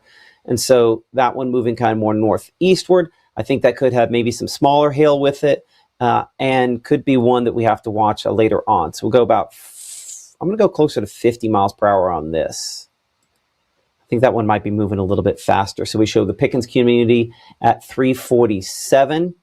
Look at down that list, Zimuli at about 405, Dowell at 411. Let's get this to some slightly larger locations here for a moment. And Pickens community, the only one on that list kind of coming in. Let's go. Take it out farther. So eventually Noxapater, we show 446 after 5 o'clock for Sugarlock and about 521 there for back around the Macon area, assuming that holds together. That one's weakened a bit, but it just looks a little different than the rest. And we always want to keep an eye on the ones that kind of do their own thing, look a little different than the rest. Those are sometimes the ones that get a little squirrely when the time comes. Okay, so once again, I'm going to check wind on all of this. I just don't have any, I think, severe winds on this. I just don't. This one up in northern Lafayette County is interesting because it has some broad rotation. Clearly, it's got the lightning with it. It's not as impressive on the hail as some others that we have seen. Yeah, the hail's just not really showing up there on the hail swath on that. But that's also looking from Memphis. Let's look from. Yeah, see, that's not. The ones that we had down here, Calhoun County, closer to Thorne, still showing some possible hail on that. But that would be the one there near Parkersburg now. So it's dumped whatever hail it had in it. It's already dumped all that. So if you look at kind of the instantaneous right now hail on this, I don't really see any out there at this point. So, Gabe, I'm going to go ahead and toss it back to you here for just a moment to kind of give it a one over here as I check something out. So give me just a moment here, Gabe, for the latest. Let's kind of take a look at what you're seeing. Yeah, so just continue to assess radar. It's not really anything that is severe. Like you were talking about earlier on, it's underperformed so far, but we are seeing some heavier sections, especially out there towards Lafayette County. And one thing I do want to make note of here real quick, and let me toss it back over towards our power outages that we're experiencing over there in the Northeast EPA coverage area, still having about 437. So those outages have actually gone up since we last talked here a moment ago, and I will get that up behind the scenes. There we are right there. Okay, so as I toss this back over towards our monitor real quick, you can see 315 outages just on the southwest side of Oxford, with 437 total outages there in Lafayette County altogether. Why that matters, if we toss it back here towards our link system and I zoom in on that specific area, look at how much lightning is in that one concentrated area southeast of Sardis, southeast Sardis Lake, I should say, and just northwest of Oxford. That is where we have 759 total strikes, and we do expect those strikes to be reaching the surface in some parts. And with those higher power poles, that is more likely to be struck by lightning. And that unfortunately does result in some sporadic outages. So that's what we're watching with the numerous strikes we have in North Mississippi. Might not be up to severe standards, but it is still going to be impactful, or at least potentially impactful. I want to look specifically at wind, and that is definitely still an area where we're paying attention to. Maybe not for there's some broad rotation, but 35 miles an hour there just north of College Hill. Again, that's that impactful wind that's aloft. Hey, how are you? Potentially over to about 50 miles an hour. And Matt, I do think your mic is still on behind the scenes. So, but it is going to be some gustier winds there at the surface. So it's going to be causing even more potential outages as that moves into Lafayette County, there towards Abbeville, and then moving across the area. So we I don't know if Matt keep has it like a minute or two. earpiece in, but as we take a look there at those threats, it does have some potential hail as well. So one thing with rotation, or one thing with those updrafts, is it does kind of get Lafayette County, right? Humorous. It does kind of get some updrafts attached to it. And those updrafts can have hail attached to it because hail needs updrafts in order to form. And so that's where we get some of these peak threats that are showing up that maybe have some of that hail developing and potentially reaching the surface. And that's about a half-inch hailstone there towards northwest Lafayette County. And that's the storm that I would pay attention to here in the next few moments as we do kind of move further into our mid to late afternoon. So let's go ahead and expand things out. I want to focus a little bit more back there towards the east. And so we're going to take it back to our precipitation mode and clear this off. And we're going to zoom back over closer towards a very active, hey guys, did I say it was a lightning-filled storm earlier? Well, it's just gotten even more lightning since then. We're 744 strikes there for northern Lee, northern Itawamba, and even southern Prentiss County. And that is attached to all of this thunderstorm activity. And we heard it here at the station, and we're continuing to hear it further as it moves into the Centerville and Manatee area there towards western Itawamba County, and even Blue Springs. Wouldn't be shocked at all if we were dealing with some hail just north of Blue Springs there. And yes, we are getting some of those deeper returns. So let's actually, I'm going to zoom in on that storm in particular, because while you're getting the half-inch hail peak threats, we also are getting some of those deeper purples that are showing up, and that's potentially that 1-inch hail. Again, your reports do matter, and your reports do let us know, but I'm going to put a hail track on there. Haven't shown up anything just yet. Actually, we do have it a little bit out there towards the east, so we're going to put this on a broader view, and there's your hail report. So in real time, we're getting those hail swaths coming in, and still more in the possible category. But this does seem like it's a maturing storm, as that's the first part of the hail swath that we have gotten. And so that shows that we are getting some of those stronger updrafts. So Matt, potential hail coming out of these storms there in northern Lee County, southern Prentiss, the active storms that we were outside looking at just a moment ago starting to kind of ramp up. And I do want to say before we toss back to you, over there towards College Hill, another one we're paying attention to for some of that limited hail potential, and it's got a lot of lightning out of this. It's got a lot of power outages associated with it out there as well. So folks might be in the dark hearing all this rumble, hearing all this thunder, but that's why we're paying attention to that area in particular. Appreciate that. That's our meteorologist, Gabe Maynor. We're kind of concentrating there on Lafayette County here for a moment. As reported a couple moments ago, report of a house fire out there in Lafayette County. With this, I do want to bring in Bo Moore, who is the public information officer there for Lafayette County. Bo, thank you so much for joining us here on Mississippi Live. What are you guys seeing as of just before 4 o'clock here? Yeah, so we're seeing a lot of heavy rain. We are seeing a lot of lightning, especially which I'll just highlighted into the northwest part of the county as that's coming across. And like you mentioned, we've had one house that's been reported struck by lightning. Fortunately, there's no injuries from that. The fire department just got on scene a few moments ago and confirmed that there was a lightning strike there, but fortunately the fire was out upon their arrival. Lafayette County Fire Department still on scene, just going to assess the home, make sure it's safe for the residents to return into that. But like you said, that lightning that comes through there, it's always good to be paying attention to your surroundings, paying attention to your home through that. So if something like that does happen, you can get out, be safe, and call 911, and we'll send the appropriate resources to you. But lots of rain, lots of Absolutely. lightning right now. And the recommendation always in that case, there's always this desire to want to try to save things. Ultimately, you want to get out and protect yourself and life first.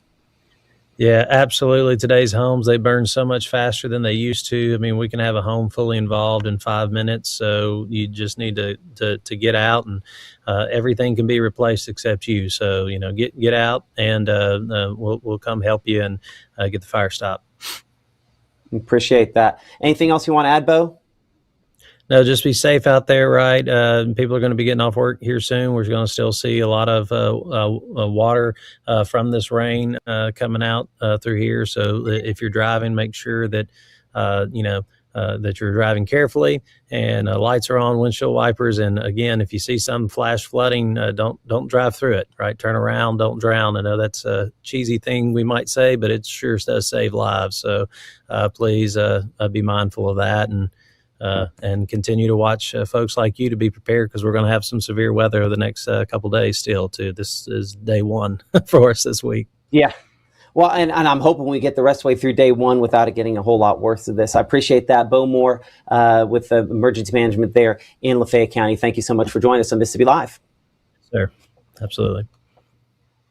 Okay, as we bring it back in here, 3:54 current time. Bo mentioning again house fire there in Lafayette County, but luckily when folks got on scene, when firefighters got on scene, it had put itself out. So the kind of best case scenario as far as that is concerned. We're looking up here north of Abbeville. This is a pretty impressive lightning producer. You can see just on the screen here on the zoomed in shot, about 1,200 lightning strikes within the last hour related to these thunderstorms. So that's, again, a lot of lightning.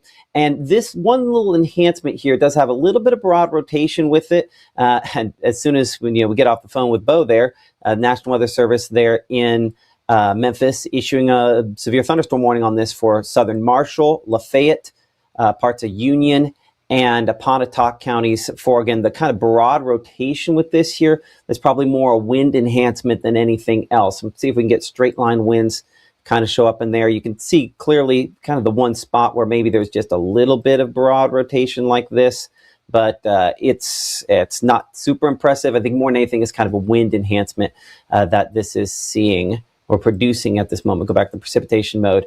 So a couple of spots there. Let's track that one eastward at about 40 miles per hour or so, to give you kind of an idea on where that kind of straight line wind is there, about 40 to 45 miles per hour. I'll take it 47 so we can at least click the north side of kind of Tupelo there.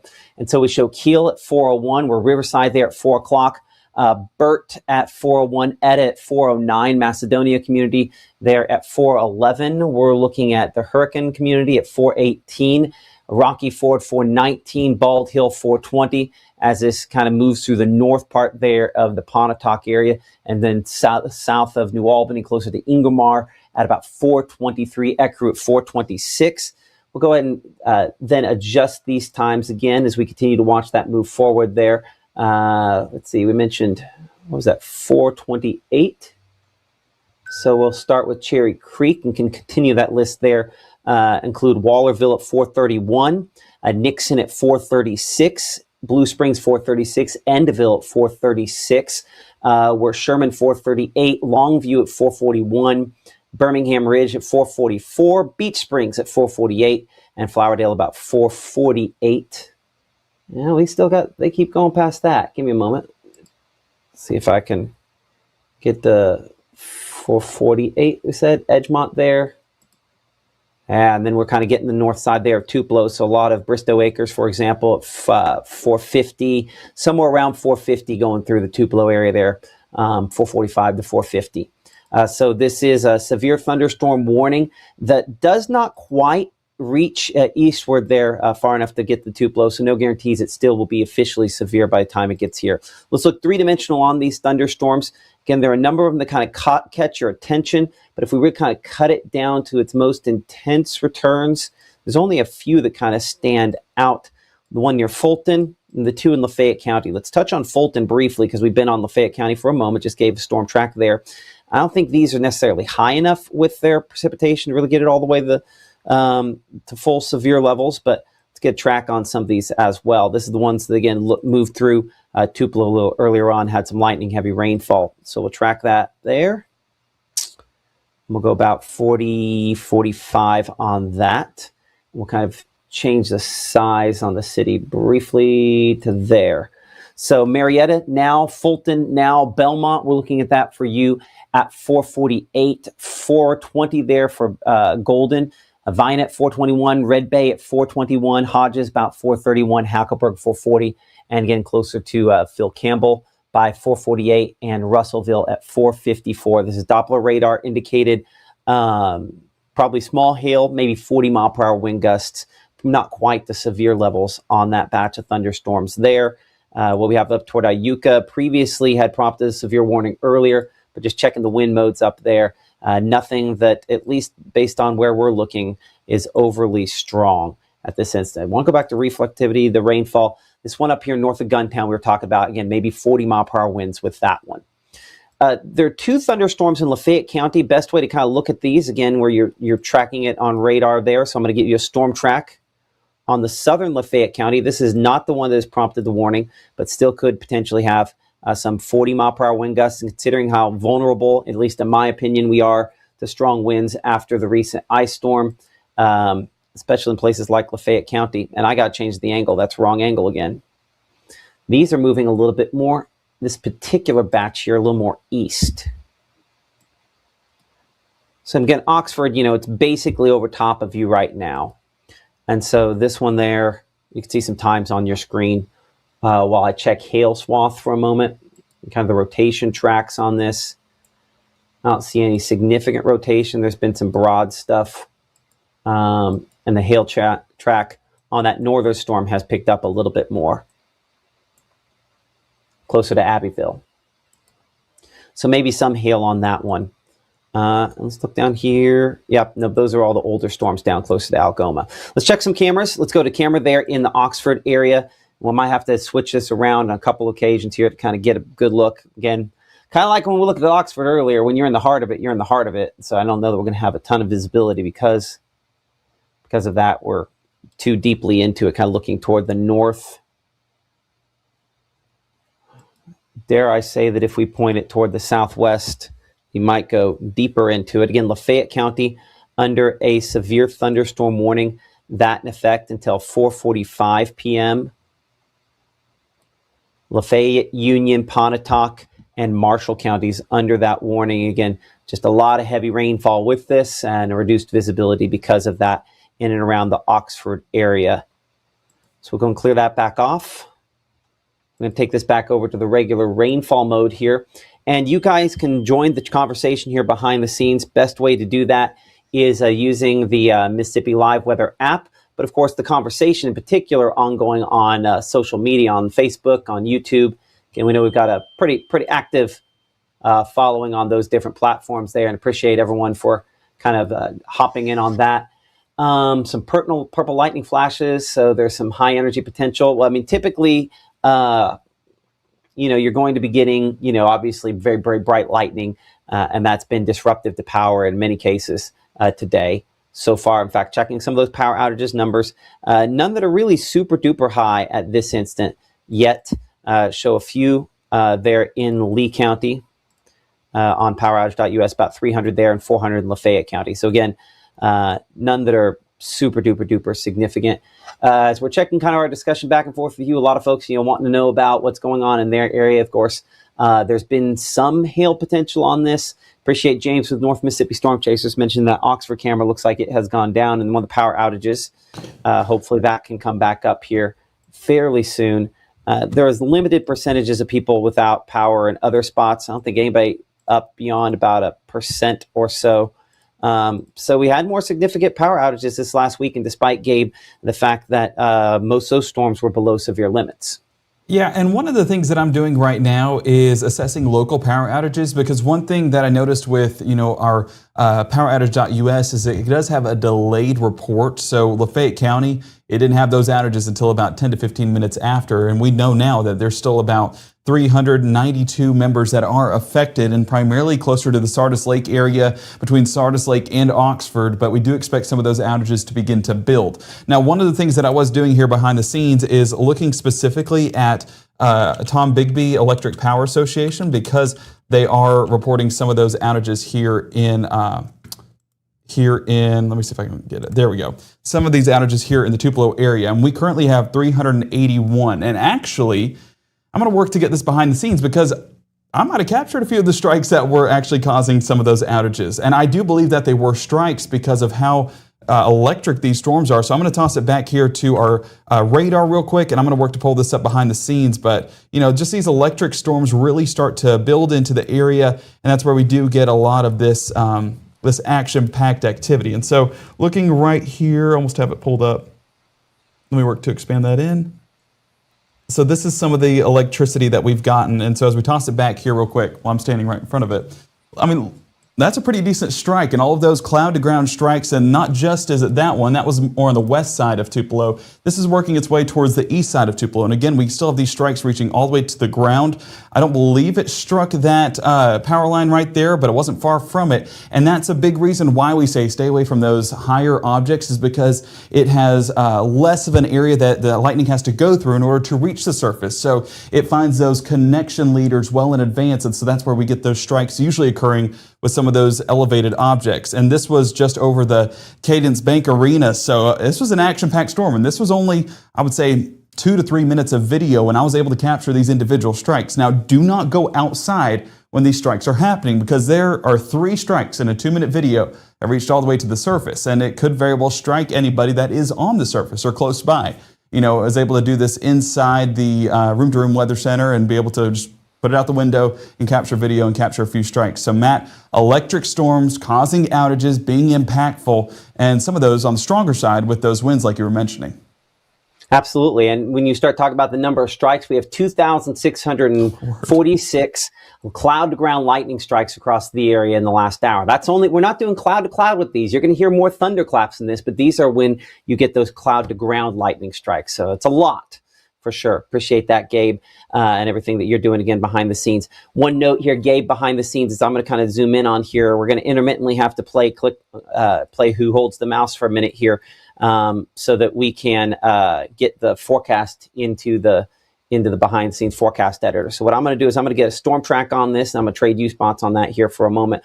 So what I'm looking at here on Mama Justice Doppler radar, kind of concentrating on this area close to Burt, which is kind of a little localized wind enhancement there that could be an extra little burst of wind right there on our graphic. So let me get a storm track ahead on this. We'll walk through some of the cities involved in that. So again, the strongest here probably moving through kind of the northern portion of Lafayette County. We'll kind of change this list and kind of change the size of folks involved in that. Well, we don't need to go quite that, but you could get an idea again about 450, almost 5 o'clock in the Tupelo area, Saltillo 455, Ecru 431, and 427 there, New Albany kind of hitting where you have that brighter green sort of showing up on this here. Okay, Gabe, you go ahead and take over on the input on that. You let me know when when you have that back.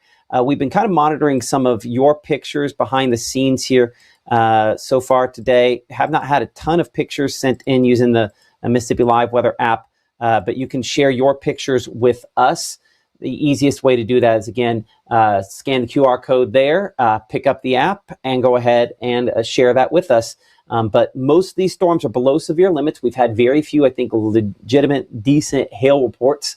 Hopefully that will continue to be the case as well on this. I want to, at some point here, we'll touch base with our meteorologist, Maggie McCauley there. I know that she is up there at Senatobia, and she is kind of monitoring things.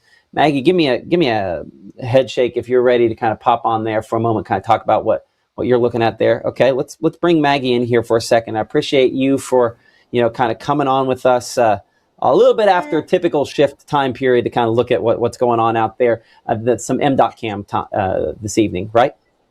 Yeah, that's right. I was just looking at 22. This is at Blue Springs. This is where you're tracking that strong storm, right? That is severe thunderstorm warned in northern Lafayette County. So you were tracking that into places like New Albany, down into Blue Springs, potentially into Lee County. So again, I was just putting up that MDOT traffic camera to take a look at 22, what that's looking like right now.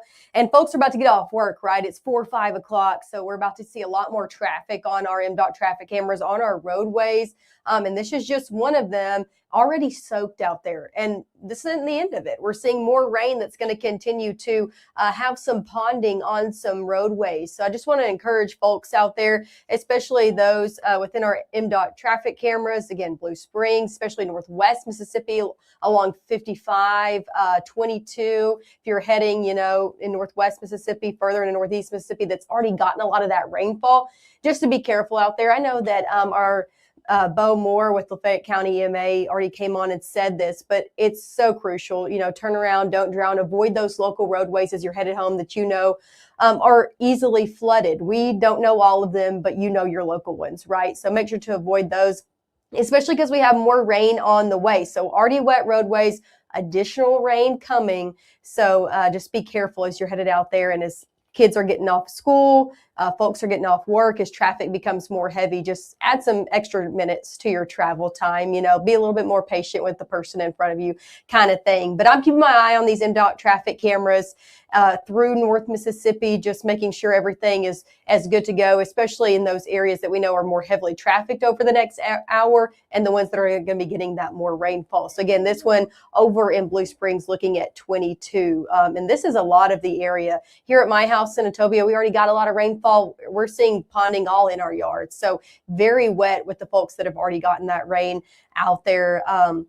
Later on, or this morning, this afternoon. And again, we're seeing the storms continue as well. The good news is, like Matt and Gabe have said, they have overall underperformed. Now, I'm not saying they haven't done something, because heavy rainfall out there and even some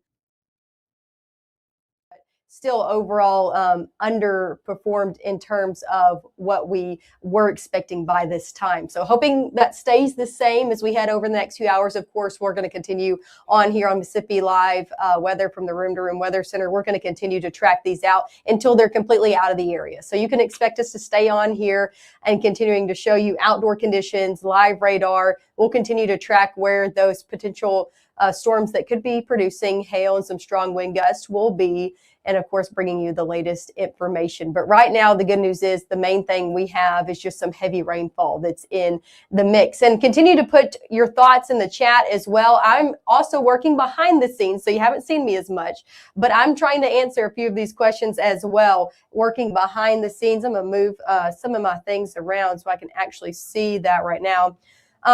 But again, we're trying to answer these as best we can. I'm trying to type in there as well, answering those if we don't get to them actually on our live broadcast. So again, you can see people saying, anyone planning on traveling on Highway 350, be careful, it's ponding in places. So that's a lot of our roads out there. That's why I said be careful out there and heed to those warnings that you see.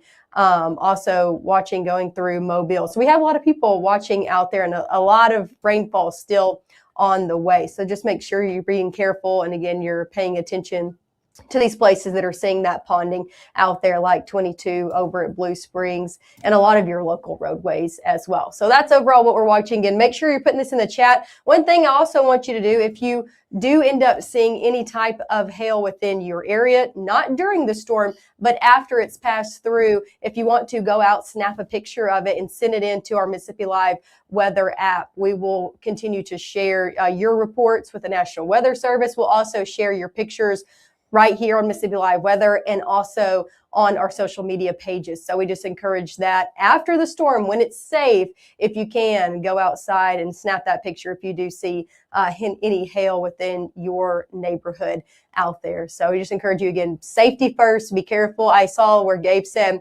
if you have a roof over your head, that's what you need. And that is the story out there. Thankfully, a lot of kiddos are on spring break. I know I just said kids are getting off of school right now. That was actually incorrect, because we're seeing spring break out there. Also encourage you to get the app. You can see right here on your screen, you can scan this for iOS or your Android device. We really encourage this because this is our only day with a severe threat this week. Now, we're tracking that right now, those storms that are rolling through, but we're also keeping our eye after today on Wednesday with another round of strong to severe your storms coming through later in the afternoon into your evening hours of your Wednesday. So we just encourage you, as always, to have that app. You can turn your alerts on, know when there's any warning. Nope. Hold on. Hit the wrong button on Maggie. Let's try again. It's okay. Of course, we'll be live tracking that when things do turn strong to severe. So we just always encourage you to get the app and have your alerts on. We are headed into severe weather season. It's March. Hello, March. I've been talking about our 7-day forecast, Matt. It's like hello, spring.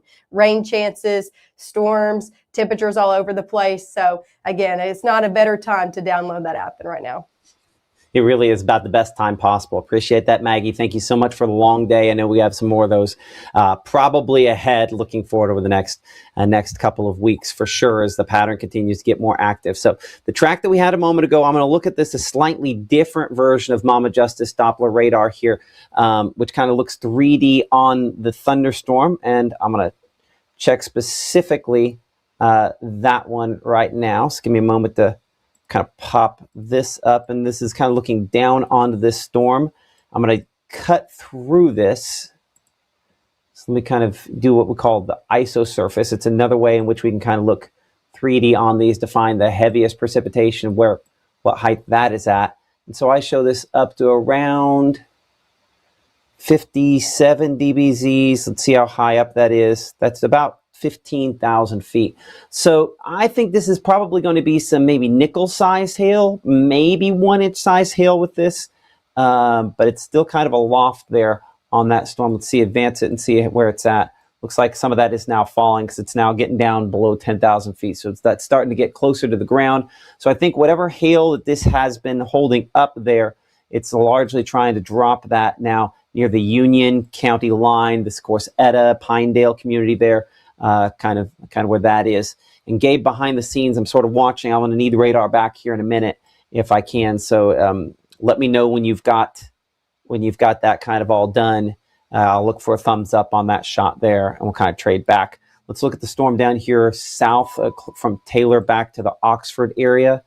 On that, I don't show as much of that pink aloft on those as well. So it's kind of one of those signs that while we have some hail, I think the heavy rainfall, the lightning, and again, some of those gusty winds could be the more likely factors to cause some issues there. Let's go and reset things here for a moment. I'm Chief Meteorologist Matt Lawpon. You're watching Mississippi Live Weather. We're a 24/7 live streaming service based out of the Tupelo area, and you're looking at Mama Justice Doppler radar.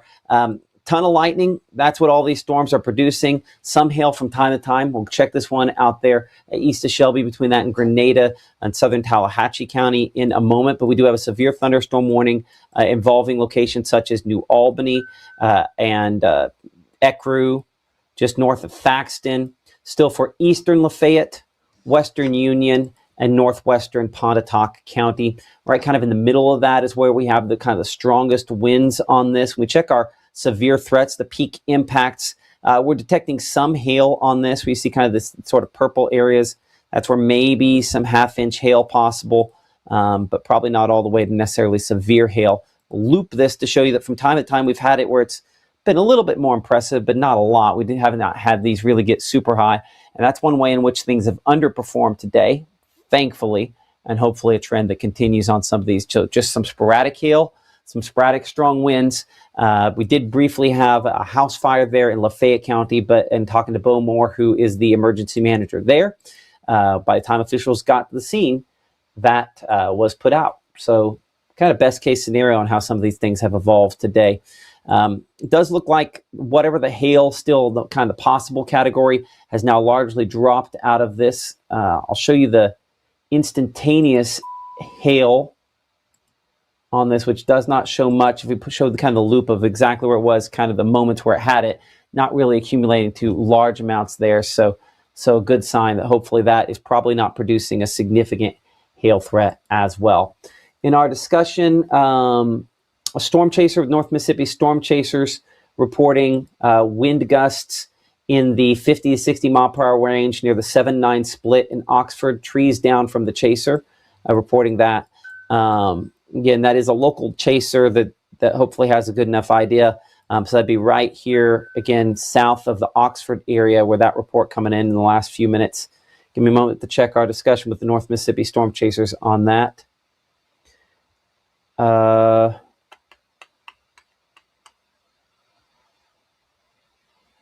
me a moment as I'm sort of looking at this.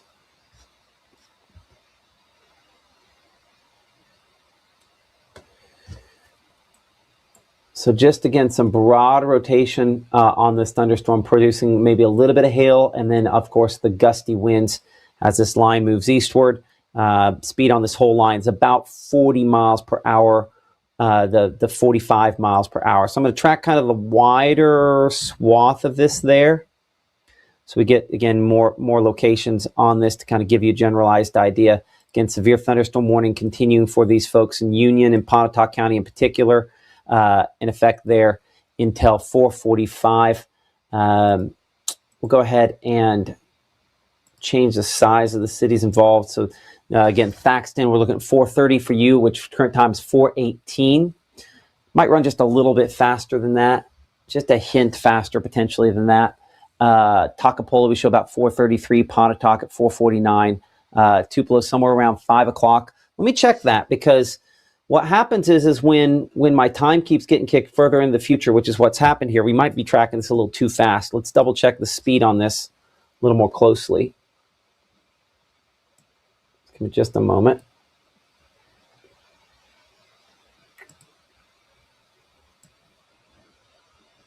Yeah, that's down to a little less than 40 miles per hour. So that's why I noticed our times changed a little bit. So that has slowed down a little bit. So we're going to take it actually closer to 40 miles per hour. So let me adjust, that'll adjust some of the times here, just under 40 miles per hour. And so then you'll notice that then kind of changes the time a little bit. Like Thaxton, for example, we're looking at just about 4:30 for you there in Thaxton. Ingomar at 4:30, New Albany 4:31. And then eastward after that, let's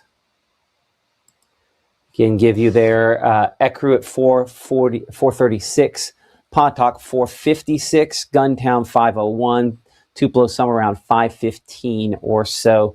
I don't know that this warning is going to be, I don't necessarily believe that this warning is going to be extended, especially with, frankly, the lack of reports that we have gotten out of some of these. That one report then, though, coming from about the trees down there near the 7 and 9 split, I'd be right about there south of the Oxford area.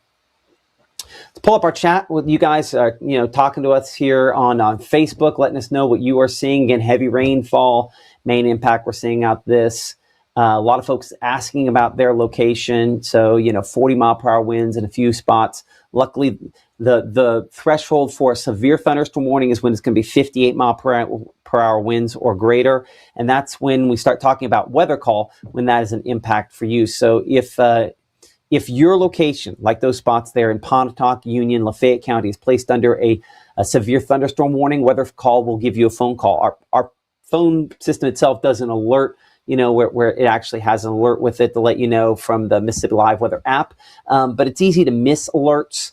And that's the reason a phone call is important, because when my phone's on and here, and my chat with the North Mississippi Storm Chasers is ongoing, it would bust through that and stop whatever I was watching. So it's kind of you don't have to pay attention as much if you have weather call sort of situation. So maybe for a grandkid, for a spouse that just they're just living life, doing their own thing, that's where weather call is important to kind of help out there.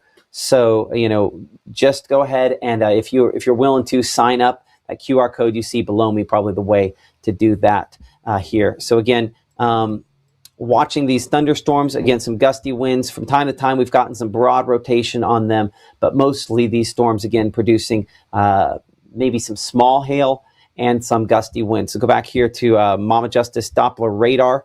And again, here in the Room to Room Weather Center, we've been watching this threat the last few days as this has approached. This was expected to be kind of a hail threat.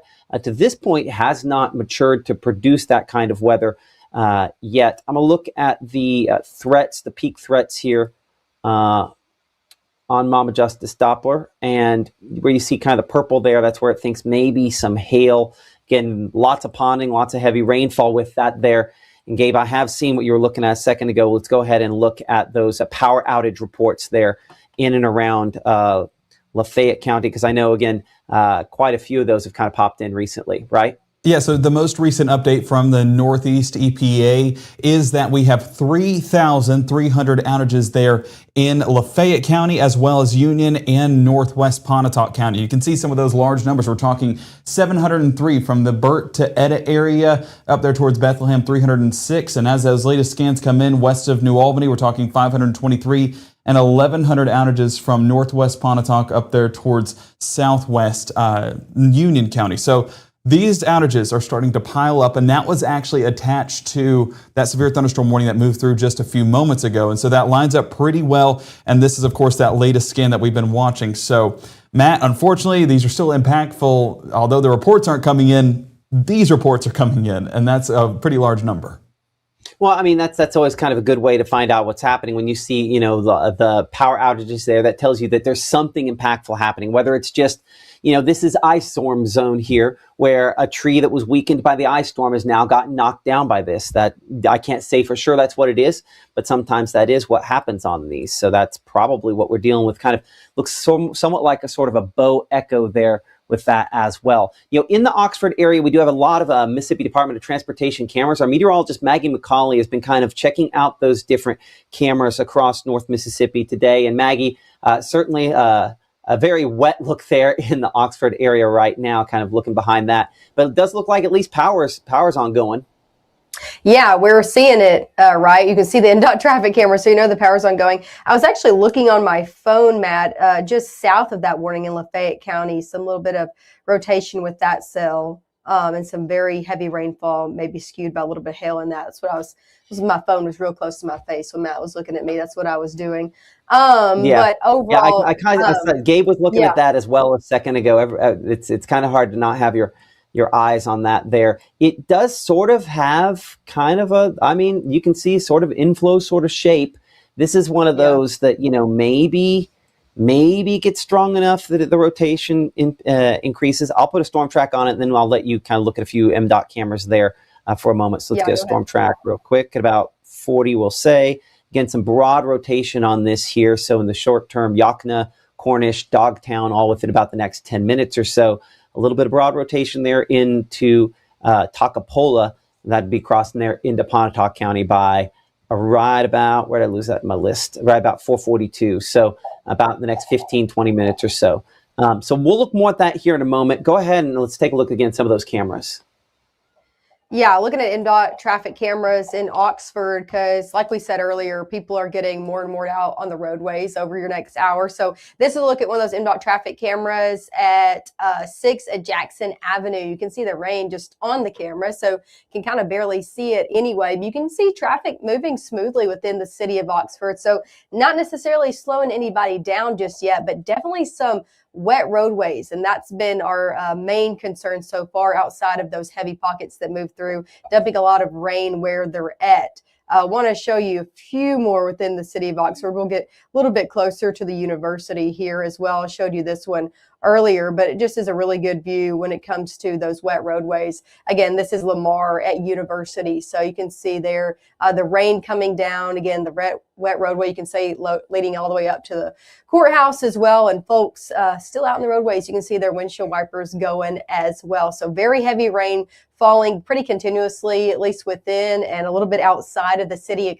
of Oxford right now. So I know a lot of people work within cities, right, but live outside of cities. So if you live in the southern sections of Oxford, Taylor, just outside of Oxford, again on the south side, very heavy rain as you're headed out if you're getting off work in the next few minutes. That's where we're tracking in maybe that broad rotation and that very heavy rainfall. So we're definitely keeping an eye on that. If you guys need to go back, you go right ahead and interrupt me, because I know we're keeping a close eye on that cell. Again, just to the south of Oxford, south and eastern Lafayette counties, kind of where we're watching that for some broad rotation and some very heavy rainfall. So if you're traveling again outside of the city of Oxford, it's definitely something that we're going to be keeping our eye on. We'll get you a storm track on that in just a moment. Again, y'all interrupt me if we need to go out of that. But before then, until y'all interrupt me, I'll take a look at a few more of these traffic cameras. Let's take a look a little bit further outside of the city. Let me go ahead and switch this to video. And then I'll pull this up out there for you guys. Here you go. Here's a look at 6, a little bit, again, further out of the city, Highway 6. You can see traffic moving pretty smoothly. So again, within the city of Oxford, not too bad. It's right outside of the city, right in the southern sections and eastern sections of Lafayette County when we really start to see that uptick of rainfall. And I can see people heading out of Oxford. So it's definitely something you're going to want to keep your eye on as you're hitting the roadways. But Matt, any thoughts on this cell that's moving south of Oxford? It's compact cells. Yeah. We'll see. Gabe and you both kind of been, we have a behind the scenes chat that you guys are, it's tight. It's as tight as anything that we have seen there. And the fact that we have it tight down to about 5 or 6 pixels is certainly noteworthy. Gabe, I see you have a picture there. Can we wait on that? You want to hit it now? We can wait. I feel like this is of the utmost importance right now. Okay, let's go ahead and go here on this storm that is south of 278. You're watching Mississippi Live weather. Maggie, this is one of those, if you'll screenshot and post this one here for a moment. We're watching an area of rotation near Delay and Cornish. Gabe, while you're at it, if you would go ahead and do a push on this as well.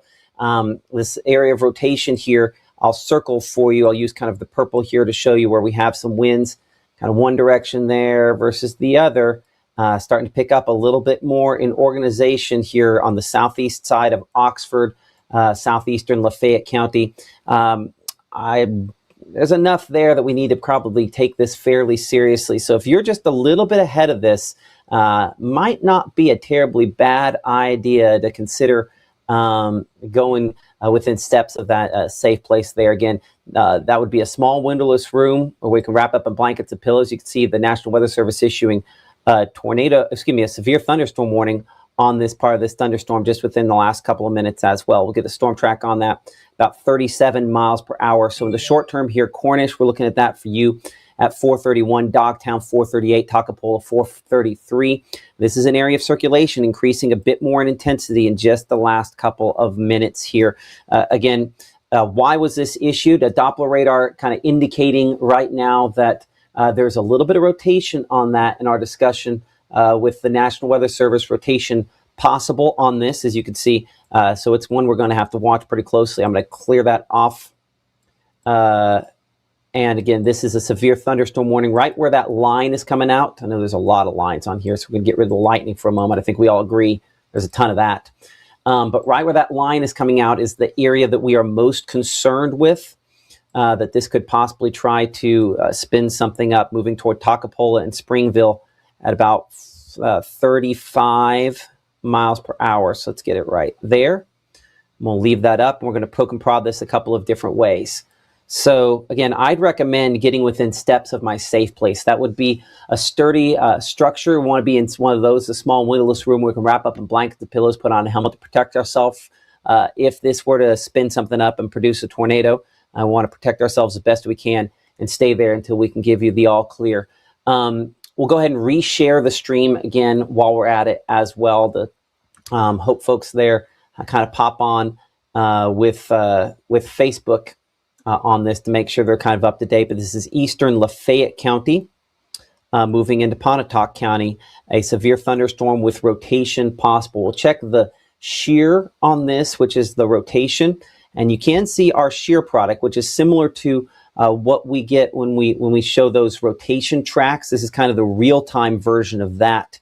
Does show a little bit of that shear showing up at this point here, kind of moving toward the east and southeast there. So that's kind of what's prompted this severe thunderstorm warning with kind of the note that rotation is possible. A tornado could potentially develop out of this if it continues to strengthen like this. So no guarantees that's going to happen, but certainly it is something that it is trying to do. I'm going to look at the rotation track on this. It does not show up as long-lived and as obvious on this, but as we showed you the other day, when we get the big rotation, it really ramps up. This tends to show up longer tracks of that. We don't necessarily have that yet, thankfully. Back here on the precipitation mode, you can see, or at least I can see here, where this is really kind of wrapped up around this. So let's make sure we're in a safer location if we live there in Dogtown and Toccopola, again, within the next 10 to 12 minutes, moving through your locations there. Let's check our camera with the North Mississippi Storm Chasers. I know Oxford was down I'll look to see if James will hop in the chat there back and forth on whether or not that has come back yet. Hopefully we can get that back here fairly soon, but I know that sometimes it takes power outages and those are locked out. Nah, it looks like Oxford is down. So let's look in Pontotoc here. Pontotoc. Make sure we're pointed the right direction on this. Again, we're kind of looking directly sort of west into this. So when you start seeing little things like that, that is something that is not necessarily what that looks like there. That's just some scud clouds coming at it. But we're going to be watching this bank of clouds right here to see as it gets closer if that rotation ends up becoming more significant. Pontotoc County is one of those locations, again, under that severe thunderstorm warning. That's in effect until 5:15 p.m. And again, appreciate the North Mississippi Storm Chasers for being partners with us. These are just kind of those scud sort of clouds where the moisture emerging from the plant life as it transpires, releases it when it's so humid out there like that. We just kind of get these little clouds that show up like that. They are not as twisty or interesting as maybe they look on the screen there. Again, join the conversation, Facebook, YouTube. Again, for folks out there, we have a severe thunderstorm warning. If you do know somebody, there is a way in which you can help us. And this is when we talk about how you can help. The time that we need you to maybe snap a picture of this graphic I have up right now, which is our severe thunderstorm warning and our area of circulation, and let some folks know there. If you know somebody that maybe lives out here in Springville or Toccopola or Algoma or Pontotoc and are ahead of this, let them know we have a rotating thunderstorm that's strengthening a little bit more, moving towards some of their locations there. Near Cornish is where I have it at this point, pretty much right where that white line is coming in there. So that would be east of 331 along Highway 334. So this is between Cornish right there and Dogtown is where our rotation is starting to show up and get a little bit more impressive on here. I'm going to look at it a couple different ways, but I do have some rotation on this at this point in time, and we expect that to possibly increase a little bit in intensity in the next few minutes here. One of the things that our radars has on it, there's some information we can look at behind the scenes. And one of those things on that is these sort of tracks like this, shows high likelihood of hail on this. And again, rotation starting to increase a little bit more. I'm going to clear that completely off.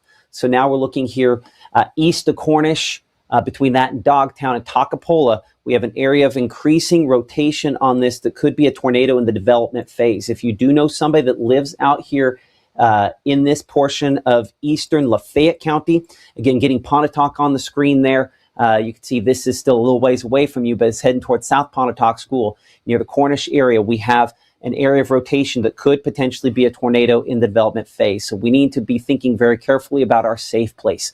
So you can see that below me on the screen here. That is a small windowless room where you can wrap up in blankets and pillows inside of a sturdy structure. We want to stay there until we can give you the all clear. That's probably going to be a little bit of time. So go ahead. I would say take a picture and share this image, as this is presently a severe thunderstorm warning moving into Pontotoc County. But right where that line is coming on this, I have that on the screen there, is where we have an area of circulation that is intensifying just a little bit more. We're not quite the tornado warning level on this, but we're getting closer there in the eastern portion of Lafayette County, moving into Pontotoc County. That is certainly a spot we're going to have to watch. Toccopola, you are the next populated city there in the path of this thunderstorm as it kind of ratchets up a little bit in strength. I'm going to go to our meteorologist, Gabe Maynor, here for a moment. He is looking at both some weather pictures, and he's also looking at some of those power outages. We're just going to briefly talk to you, Gabe, about that here for a moment. So, Gabe, what do you have as of 4:36?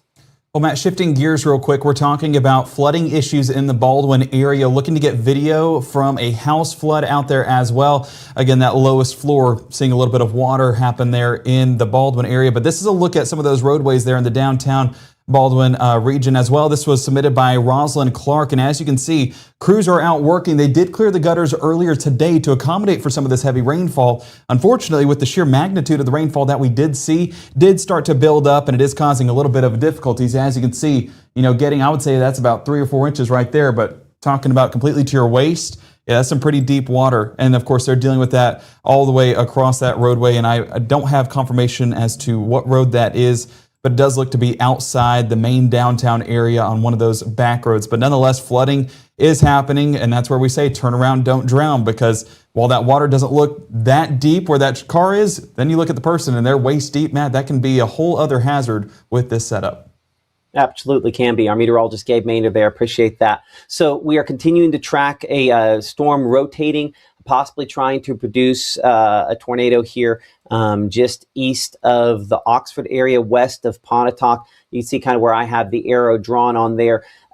We should have a new update on this here in a moment. In fact, I might be able to go up a couple scans. Give me a second to kind of rotate through. There we are, up another scan on this. Yeah, I'd show it right over to Dogtown area right now. And so I'm actually looking above surface level just to kind of see what else is up there. And it does look like there's plenty of hail up there as well on this. The fact that this is now jutting out a little bit more in advance here is one of my concerns. And that's the reason why we want to be thinking about unsafe places in front of this. So if you're out here in Toccopola, north of Randolph, Springville, and moving toward Pontotoc there, we want to be thinking about getting out of unsafe places. That'd be cars, trucks, and mobile homes. Those are places where we're most vulnerable if this were to produce a tornado. Those would be some of the spots where that would be the case. Now, I do see, a stream up there. Gabe, can you or Maggie tell me? I'm going to bring Gabe in here for a second on that. Who we've got up there? Gabe, who is that? Yeah, so this is Adrian with the North Mississippi Storm Chasers, and James, correct me in the chat if I'm wrong, but I believe they are close to the Lafayette County line around the Pontotoc County area, so that's not too far away from where this rotation is, and I do hope that they're staying safe as we kind of move around that area, but this is Adrian right now. Don't have audio just yet, but if we need to call him, we can. Okay, so do we also have... who else do we have there? Do we have Ethan? Is Ethan also out there on the live drive with us? That I do not know. I'd have to look behind the scenes. I'll let you know. Okay, I appreciate that. Yeah, go and wave me on when you can get that, because I see a couple people on the live drive there. So Adrian, again, you can see behind Gabe. Again, a lot of folks out there that we try to deploy on this sort of day for trying to get that information. Appreciate all of them for their service and their hard work. So I show our area of rotation still, I would say, a little broader than it was a minute ago. There's some few spots in there that are a little more impressive, but right there on the Pontotoc and Lafayette County line, kind of our area of rotation there. Still some kind of broadish rotation on this. Let's look at our camera with the North Mississippi Storm Chasers. Again, we have one of those south of Pontotoc. Let's get a look into this. Give me a moment to pull that up.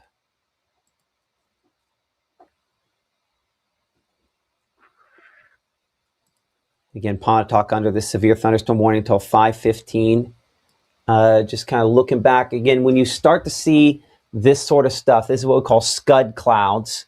So it's going to look a little worse than it is, but this should be looking directly kind of west back into the heart of that storm there. And there's no good visual for us to have.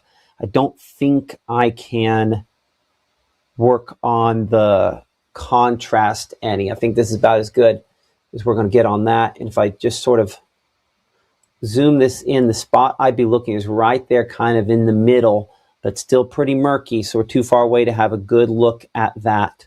Again, appreciate North Mississippi Storm Chasers, our partners, both out in the field and obviously partners as well with these camera network across North Mississippi.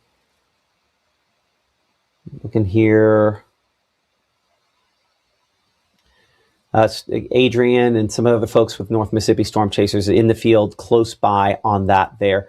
Gabe, if you can pop that up on the on that computer full screen, I can take that shot again, full screen of Adrian's there.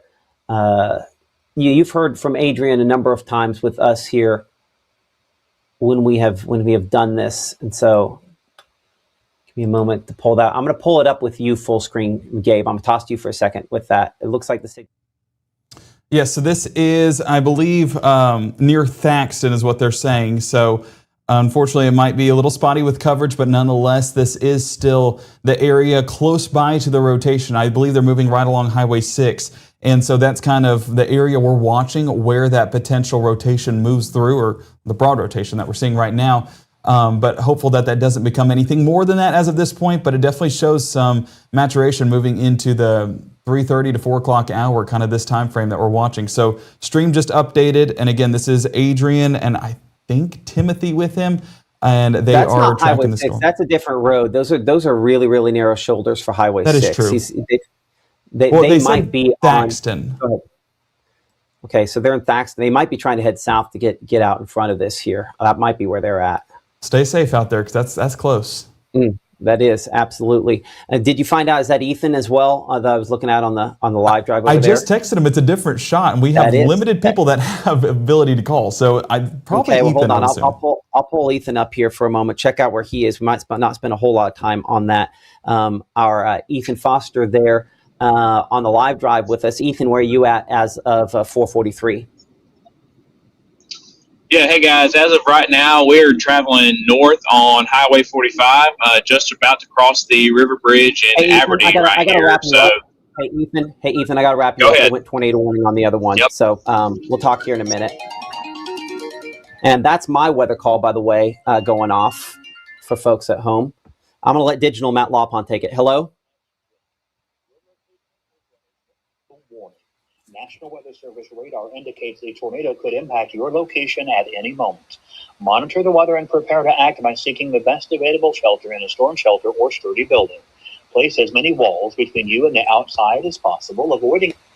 Okay, so as you can hear there, tornado warning now issued.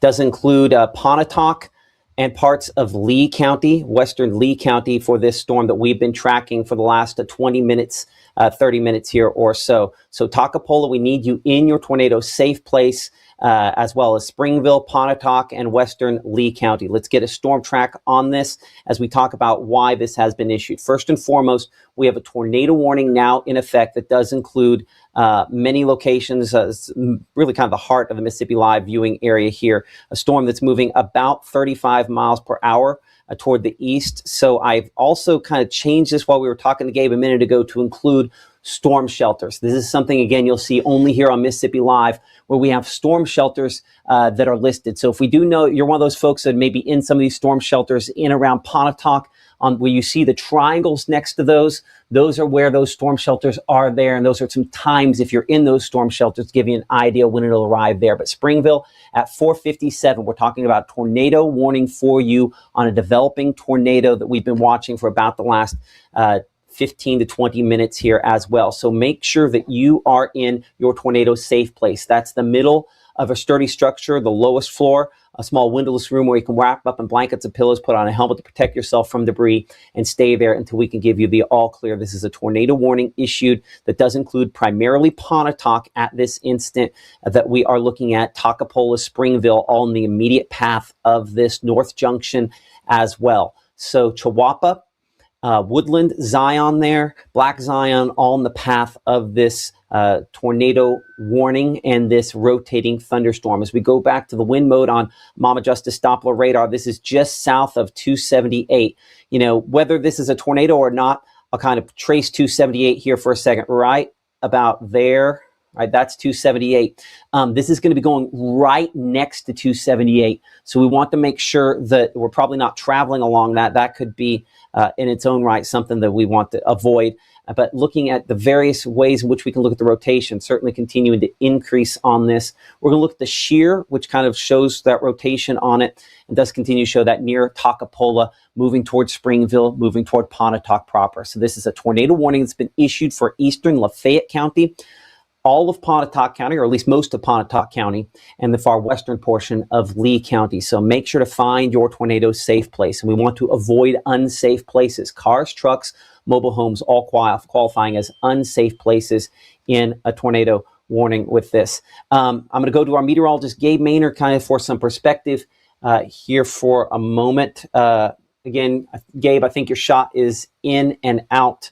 So if you're live, just so you know, I'm not seeing your live shot here at the moment. So there we are. Okay, let's bring Gabe up here for a moment for kind of a behind the scenes perspective there. And Gabe, sirens going off Tupelo, obviously. People need to be kind of sheltering ahead, right? This is in downtown Tupelo, and in the background you'll hear sirens going off. Now this is in the elongated part of that warning, but showing that down the line, downtown Tupelo is potentially susceptible to this rotation as well. Now we have our safe place here at the studio, but this isn't the immediate concern. Nonetheless, sirens are going off. Get close to that safe place, and of course stay tuned for that potential moving further into the warning. Absolutely. Appreciate that, Gabe, for that outside perspective. Appreciate that. The red box here is our tornado warning, giving you an idea who is in and who is not. Again, Thaxton, you're in the tornado warning. The main rotation a little south of you. Pontotoc, you're in the tornado warning here. Randolph, as well as Springville, South Pontotoc School area. Algoma, Chihuahua, Furs. It's heading really pretty close to the center track of where this is here. So this is a tornado warning that has been issued there for locations in and around Lee, Pontotoc, and far eastern Lafayette County. Now, as far as all clears go here for a moment, we can give all clear. If you live in Lafayette County, if you have a Lafayette County address, if you're located, you're sure you're 100% located in Lafayette County, you can come out of that tornado safe place. The worst is over for you. Any tornado with this would be to your east. But the spot we're watching is, again, right there along Highway 334, which is, this has been tracking right along Highway 334. That's where our rotation is at this point in time. Gabe, if you can, we'll send a push alert here behind the scenes. I'm going to go ahead, while you're doing that, getting ready to do that, I'm going to put up our tornado safe place information. And then let's go ahead and send a push alert to folks at home, making sure everybody knows that this is a tornado warning that's been issued. Now, I'll say that this is still Doppler radar indicated rotation that could potentially be a tornado. We have not been able to confirm one has touched down on this. We look for tornado debris for that. And thankfully, at this instant, that is not something that I can confirm. Let's look for tornado debris, and kind of right in the middle of that circle is where we would expect to see it. We do not at this point, so I cannot officially say we've had a tornado touchdown. Now, I know you see this kind of bluish, blackish color right there.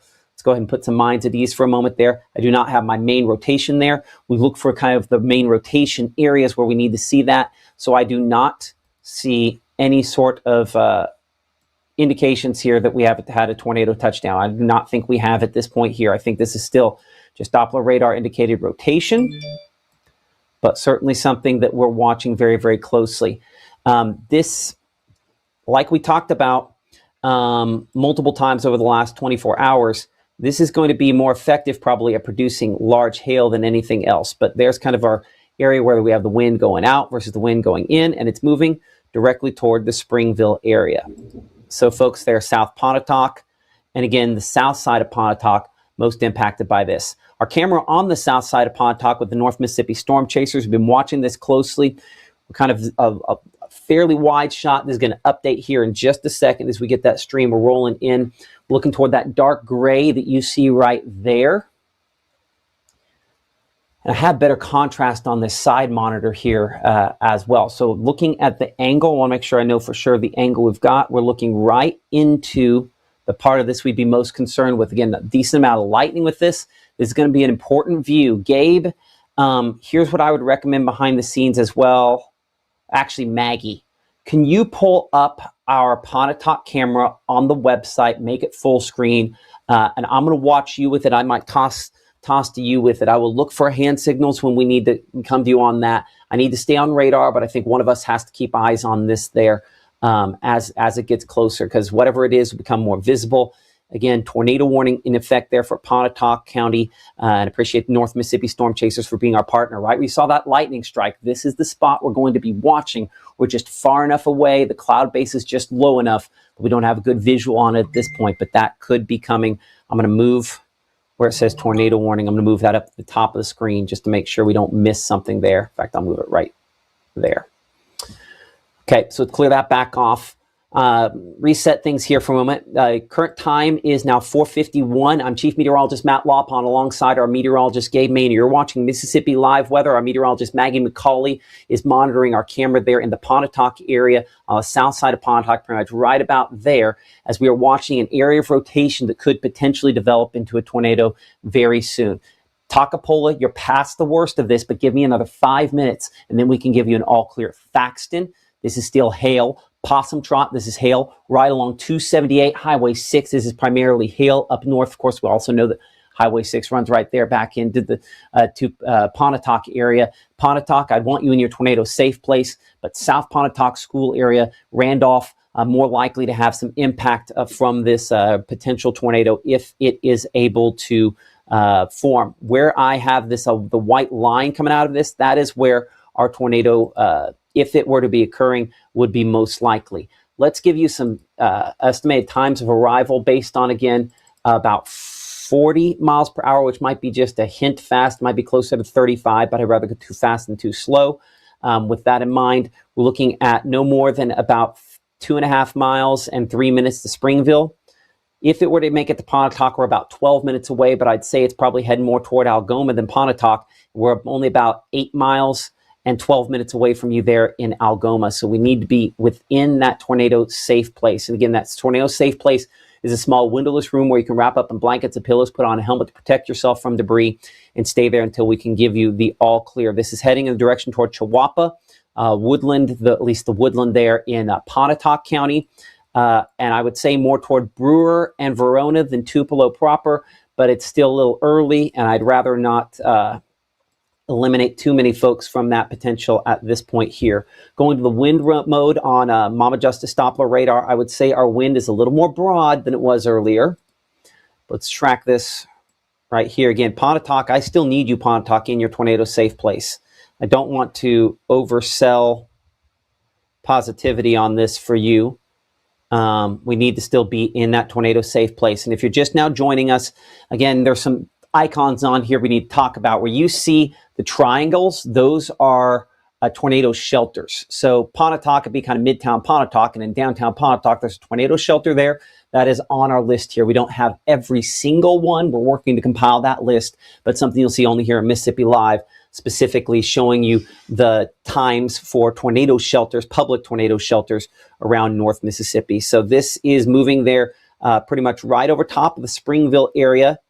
And again, you can see just an example of one of those tornado shelters. It's kind of picking up on there, the one that's west of Pontotoc there. At this point, let's check the shear rate, which allows us to look at the rotation on this. And the rotation was a little bit stronger just a little bit ago when it was closer to Toccopola. I do not know that this has, I cannot confirm that this has produced officially a tornado at this point. There's still that rotation right about there where we show it as of 4:54. Again, you can join the conversation. We're not going to spend a whole lot of time with this on here, but appreciate everybody for doing that on Facebook, on YouTube, on X. You can put it in there. Again, very high rain rate, lightning reported there in the Pontotoc area. Should you go to shelter in Furs? Yes, I think you absolutely should be in shelter. Belden area, if you're on the south side of Belden, I would definitely say we should be in that tornado safe place. Tupelo proper, within the city limits, south side for sure. North sides we will see. Certainly sirens are going off across Lee County, because if a part of Lee County is involved in a tornado warning, sirens go off for the entire county, letting people know. But yes, South Pontotoc School there, Paige, we need you in your tornado safe place here, just to make sure that you are in good shape there. And appreciate everybody for, again, your comments, your concerns, and your prayers for folks in the path of this rotating thunderstorm here. As we advance this and look toward our camera there in the Pontotoc area once again, Maggie, were we able to get that full screen behind the scenes there? I can see it kind of, you're kind of watching the smaller version. I'll bring our meteorologist Maggie McCauley up here for a moment, showing you the same thing that you can see on Mississippi Live Weather on our webpage, msliveweather.com, as she is watching that camera that we have there. And Maggie definitely has some visibility. It sounds like Maya has some opinions. Yeah, she does. She was getting a little grouchy. I'm trying to pull this full screen. It's just not working with me too much here. So I was still working on doing that. That's fine. But But trying I to mean, still I can keep an eye on see a it at clear the same shot. time. There's a pretty strong clear shot there showing up. So we're gonna need to probably go look at that. So Yeah, I um, would go and pull it up behind you full screen. I would do it if I could. It's not trying to work with me currently, so I'm still working on it. that's fine. Okay, I appreciate that, Maggie. We'll go ahead and pull up that camera there in the Pontotoc area. It looks like it's getting close enough to possibly have a decent angle on it. So give me a moment for that to pop on here. So again, we are looking here, Pontotoc County under a tornado warning. This would be some of the line with the winds going up into the storm. Okay, if we're looking, I want to make sure that I have my angle exactly correct on this. We're looking, yes, we want to look possibly a little bit more north than this is looking, just slightly. So give me a moment to just change the angle ever so slightly to the right. This would be the part here that we're going to watch the most closely. Again, a lot of lightning with this. This is a heavy thunderstorm, a strong thunderstorm, a severe thunderstorm, and not just the potential for some rotation, also possibly the potential for a little bit of hail out of this as well. So give me a moment as I'm going to kind of go back and forth, poking and prod this here for a minute. But this is the spot right here that we're going to be watching, coming pretty much right at the camera location. Anytime I see a gap between the bottom of the cloud and the ground there, we're not dealing with a tornado. That's going to be the dark area we're going to have to watch. So this is an area of rotation there in Pontotoc County that has prompted a tornado warning that has caused some power outages. I see one of our folks there, Jonathan with the North Mississippi Storm Chasers, mentioning that they do have power outage there. Maggie, if you'd snap a picture of this real quick and we'll go ahead and send this. But we're watching right there in Pontotoc. If we were in Pontotoc County, we need to be in that tornado safe place. This is going to be the shot where we're going to be able to see whether or not this is producing a tornado as it gets closer. There's a lot of clouded ground lightning. That is at the very least causing some power outages in its own right, power disruptions, internet disruptions. So let's make sure that we are careful here as this is moving into and through Pontotoc County. I'm going to go back over here to Mama Justice Doppler radar. We'll be right back on this camera here in a minute as it gets closer. But we want to make sure that we have the exact right location on this. And again, this is moving into Pontotoc City. Whatever this is, I want to be clear. I was looking like this could go south. It's not. This is going more directly east. I think this is the second or third time today that this rotation has gone more east than expected. Because where we had our hook more down here, we don't have the hook, but this embedded area of rotation up in here is moving more into Pontotoc City. So again, this is the reason why you are under this tornado warning. And that again emphasizes that if you're out here in Tupelo, we need to be doing our final preparations. We need to be looking at where we're at. We need to make a judgment call on where we need to go next. And so I know a lot of folks at home want to know, how can you help in this situation? Here's how you can help. I'm going to put a storm track on here. I'm going to give some times with that storm track. If you know somebody who is ahead of this in this storm track, the way in which you can help me and you can help them is by sharing this storm track. So give me just a moment here to get that on. And so if you know somebody who's in the path of this, take a picture and let them know that there is a rotating thunderstorm that could potentially produce a tornado. Has not officially produced one at this point, but could try to produce a tornado that's moving toward their location. So as you can see, I'm going to zoom it in here. I'm going to change what we've got. But again, time ticking down there. Pontotoc City Part 504. That's 4 minutes from now as this is moving into the city of Pontotoc, this area of rotation. We do not necessarily believe for sure that this is a tornado on the ground. But if you want to help, take a picture so that the people in front of this know about the time it could be moving into their communities there. The triangles, those are storm shelters around the region. And so in the Tupelo area, if that is something that you would like to go and get to, you still have a few minutes. In Pontotoc, we need to be pretty much at this point here sheltering in place. The only exception to the rule of that is if you're in one of these unsafe places. Cars, trucks, and manufactured homes, if we don't have a solid foundation, we find ourselves in a situation where we need to make sure that we are in a place where we have a solid foundation. So if we're in a car or truck, you're listening to us on our radio partners there, a Wizard 106, or you just happen to be traveling because you have the app and you're traveling from point A to point B, we need to get to some place sturdy that we're driving by. And any building pretty much with a solid foundation is going to be stronger than a car or truck. That's where we're most vulnerable to a tornado. So again, here's where we're talking about your safe places, and let's make sure that we are there. Our meteorologist, Gabe Maynor, Maggie McCauley, myself, and our Ethan Foster all tracking these thunderstorms. Gabe, as I'm going to kind of pop you up for a moment here, just to kind of get an idea of what you're looking at here for just a second as of now 5:01.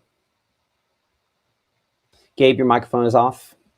Guys, that was from being outside, so I apologize there. But basically, storms are starting to move into Lee County. Hearing those rumbles of thunder there in the distance, but as of right now, a light rainfall. But what I'm tracking behind the scenes is power outages because, again, like we mentioned earlier on, these let us know what's happening on the ground. While there might not be a storm report or damage, power outages is still impacts. And as we can see right there, 678 outages right along Highway 6 where this storm is tracking. So even if it's not producing a tornado, it's still doing damage as we do have that heavy amount of rainfall. We do still have those gusty winds. And honestly, Pontotoc, not the only county that's issued with those issues. I mean, all the way up there towards Union, Lafayette County, thousands of outages. Absolutely. Again, whether it's lightning and damaging winds or a combination of all the above, that's what's bringing that into play. So we are looking now here on Highway 9 South. You could see Highway 41, the intersection there on the west side of Pontotoc, where our rotation is. This is South Main Street there in Pontotoc. And that is where it's, again, Highway 15, moving toward that within the next about 45 seconds or so near the intersection of Highway 41. I know that this time of day, this tends to be a very busy intersection. And our hope and our prayer is that folks there are in their tornado safe place with this on the south side of Pontotoc. Our camera there, as this is approaching that location, we should have an excellent visual of this. We're looking down beneath that storm right now, that kind of the base. I'm going to kind of pan this just a little bit just to make sure there's not something we're missing. Again, really low-hanging clouds here. We're on the south side of Pontotoc. Again, that's where it starts to get dark gray. Here's where we're kind of in the heavy rainfall with this. So we should have an excellent view. If this is going to produce a tornado, we're looking right kind of at the zone on this where it would be most likely. This is going to move pretty much right over top of our camera site there. So I apologize to James and the folks at the Storm Chasers, and I'm just going to kind of drive camera here for a moment as this moves over top of you. But this is kind of the heart of where this storm is the strongest and has prompted this tornado warning in effect until 5:30 p.m. But what I don't see in there is I don't see a connection to the ground. And, you know, if Gabe or if Maggie, if you see something, you know how to hit the button back there, Gabe, if you see something that I don't see on this. But at this point, I see a gap between the bottom of the thunderstorm and the ground there, and so that's a good sign. But this is going to be the part here we're going to have to watch. Hold on. Right at that interaction there. Oh, it's going to be hard to see through the rain. But this is kind of the spot there where we're watching that rotation, kind of moving to the south side of Pontotoc at this point there. Again, we have our raindrops there on the screen in the foreground. I'm going to see if I can get the autofocus to behave a little better. I'm going to pan this to the right just ever so slightly. Again, we're looking through this, and this is going to be passing pretty close directly over top of our camera location on the south side of Pontotoc there. You can even see the guy wire starting to really buckle back and forth. Maybe buckle's over saying it, but definitely bob back and forth as the heavy wind is picking up there at this location. You're watching Mississippi Live Weather. We're a 24/7 streaming weather service here based out of the Tupelo area. You can pick up our different apps, free and available for all those different devices here, Android and otherwise. We're looking out of a camera of the North Mississippi Storm Chasers. The strong winds are going over top of their camera site in Pontotoc County. Our meteorologist, Gabe Maynor, back in our Tupelo studios. Gabe, what you seeing? Well, new severe thunderstorm warning being issued for Grenada County, moving into Calhoun County as well. Potentially some large hail, gusty winds, broad rotation still, but I wouldn't say that takes precedence over the tornado warned storm. But I'm just saying potential is there as we head into the next couple of minutes with some of that broad rotation in place. It is. Thank you, Gabe. I appreciate that. This shows that our rotation now just east of Highway 15 at its intersection with Highway 41. And so with the positioning on where we have this here, moving toward the Zion and Black Zion area, this is going to be south side of Tupelo, that this is tracking here toward Fawn Meadows, Haven Acres, Palmetto, Verona there, all kind of in the path. Tupelo High School, maybe just a little bit north of where this is going. Let's get a storm track on this here and extend that out So about 35 miles per hour or so. There's our storm track on where it is going. I'm going to go back briefly here. I'm going to take that down because, again, similar time, similar locations where we've had it. We'll go back to that camera. We're going to flip this around here in Pontotoc. Again, appreciate the North Mississippi Storm Chasers, our partners with these cameras here across North Mississippi. I'm going to pan this around toward the south and east. Maybe we can see it on the backside. So this is going to flip on us. Give me a moment. And you can see the wind whipping off of that camera there as we're kind of looking back into this. We're now in what we call the downdraft. Sometimes we call it the RFD or rear flank downdraft on this storm. And so that is probably where I'm going to point it to the right just a little bit more. Winds kind of whipping back around like this into that area of rotation. So a tornado warning, we did not confirm it with our camera. We could not confirm it with our camera with the North Mississippi Storm Chasers, thankfully. But that's where, again, we're monitoring pretty much right there in the heart of this rotation. That's why this camera network is so vital, is because it allows us to get ground truth on whether or not something is actually happening. We'll go ahead and take that down. We'll check our camera from the Tupelo area and should have a good angle on this here in a second. But I'm going to leave that storm track up here for a moment while I make sure the Tupelo is pointed exactly where we want it. So Tupelo, we are looking back a little bit too southwest, I think, at this point. I want to look right there. Give me a moment. We're going to flip it over to our Tupelo camera. Be, again, a long distance away from this area of rotation, and luckily that area of rotation is still a little bit broad. We want to make sure that if you're near here that we are in our tornado safe place. That, again, is a small windowless room, because here's what we've got. We've got an area of rotation that could potentially build into a tornado if it continues to strengthen. I'll say this has largely maintained intensity, and it's never gone over the top. And while I've been talking all about this tornado potential, probably had some hail that moved through Pontotoc City with this as it moved through there. So let's make sure we're in our tornado safe place. If we're out here in Chihuahua, Woodland, I show the Zion community, Black Zion area. We need to make sure, again, we are in that tornado safe place in some of those locations there. That's a sturdy room, a small windowless room inside of a sturdy structure in the middle of the lowest floor, a place we can wrap up in blankets, pillows, put on a helmet to protect ourselves from debris, and then stay there until we can give you the all clear. Speaking of all clear, I would say, again, anything west of Highway 15 in Pontotoc, Highway 15 right there, anything west of Highway 15 in Pontotoc, we can come out of that tornado safe place. Anything north of Highway 6 in Pontotoc, we can come out of that tornado safe place. Southeast side of town, let's stay there just a little bit longer. Let's let this get away from us as it moves eastward. Looking at the rotation on this, we still have kind of our peak area there north of Chihuahua. Close, again, I see New Hope Road there. And we're looking near approaching Woodland Road near the Zion community south of Highway 6, where this is, kind of moving through fairly rural portions there of Pontotoc County as it, again, approaches the Lee County line. This would be the Lee-Pontotoc County line right there. So a Doppler radar indicating rotation and could potentially be a tornado in the development phase. At this point here, though, I cannot confirm tornado touchdown on this, thankfully, as well. Gabe's got that look on his face. What do you... let's go ahead and go to our meteorologist, Gabe Maynard, and then we're going to go check out what Maggie has for a moment. Actually, we're going to bring everybody in all at the same time here for a second. So let's go ahead and bring everybody on screen for a moment. Okay, Gabe, Maggie, what do you got? Well, so I want to give an update. This is from Lee County Communications from Jason Nichols. He goes ahead and tells us that they're working a car versus pedestrian accident at the intersection of South Gloucester and Barley Court. Now, that is, of course, an accident that we don't want here in North Mississippi, but it does also mean that traffic could start to build up, and that is going to be South Gloucester Street. So you're looking at that going, well, hang on, let me pull up links real quick. We're looking at that going potentially into the Verona area, right in between these two cities, Tupelo and Verona. That's where this potential rotation could go right through. So any traffic buildup, then you can't escape that storm. So do not go on South Gloucester Street if you don't have to right now. Let that accident clear, let these storms clear out, and then we'll be looking much better here in an hour, 2 hours. Absolutely, because you mentioned it, the most unsafe place you can be in the case of a tornado is going to be in a car or a truck, because they're very easily tossed and turned by severe weather, which is the reason why while we're talking about this, I will check in on our Ethan Foster, make sure we've got him in a good place as well. I see him driving at this point here on the live drive. Ethan, where are you at? Yeah, so Matt, we just got off the exit out of Shannon, actually headed north towards Tupelo right now. So you can kind of tell right here the clouds it's getting a little bit darker.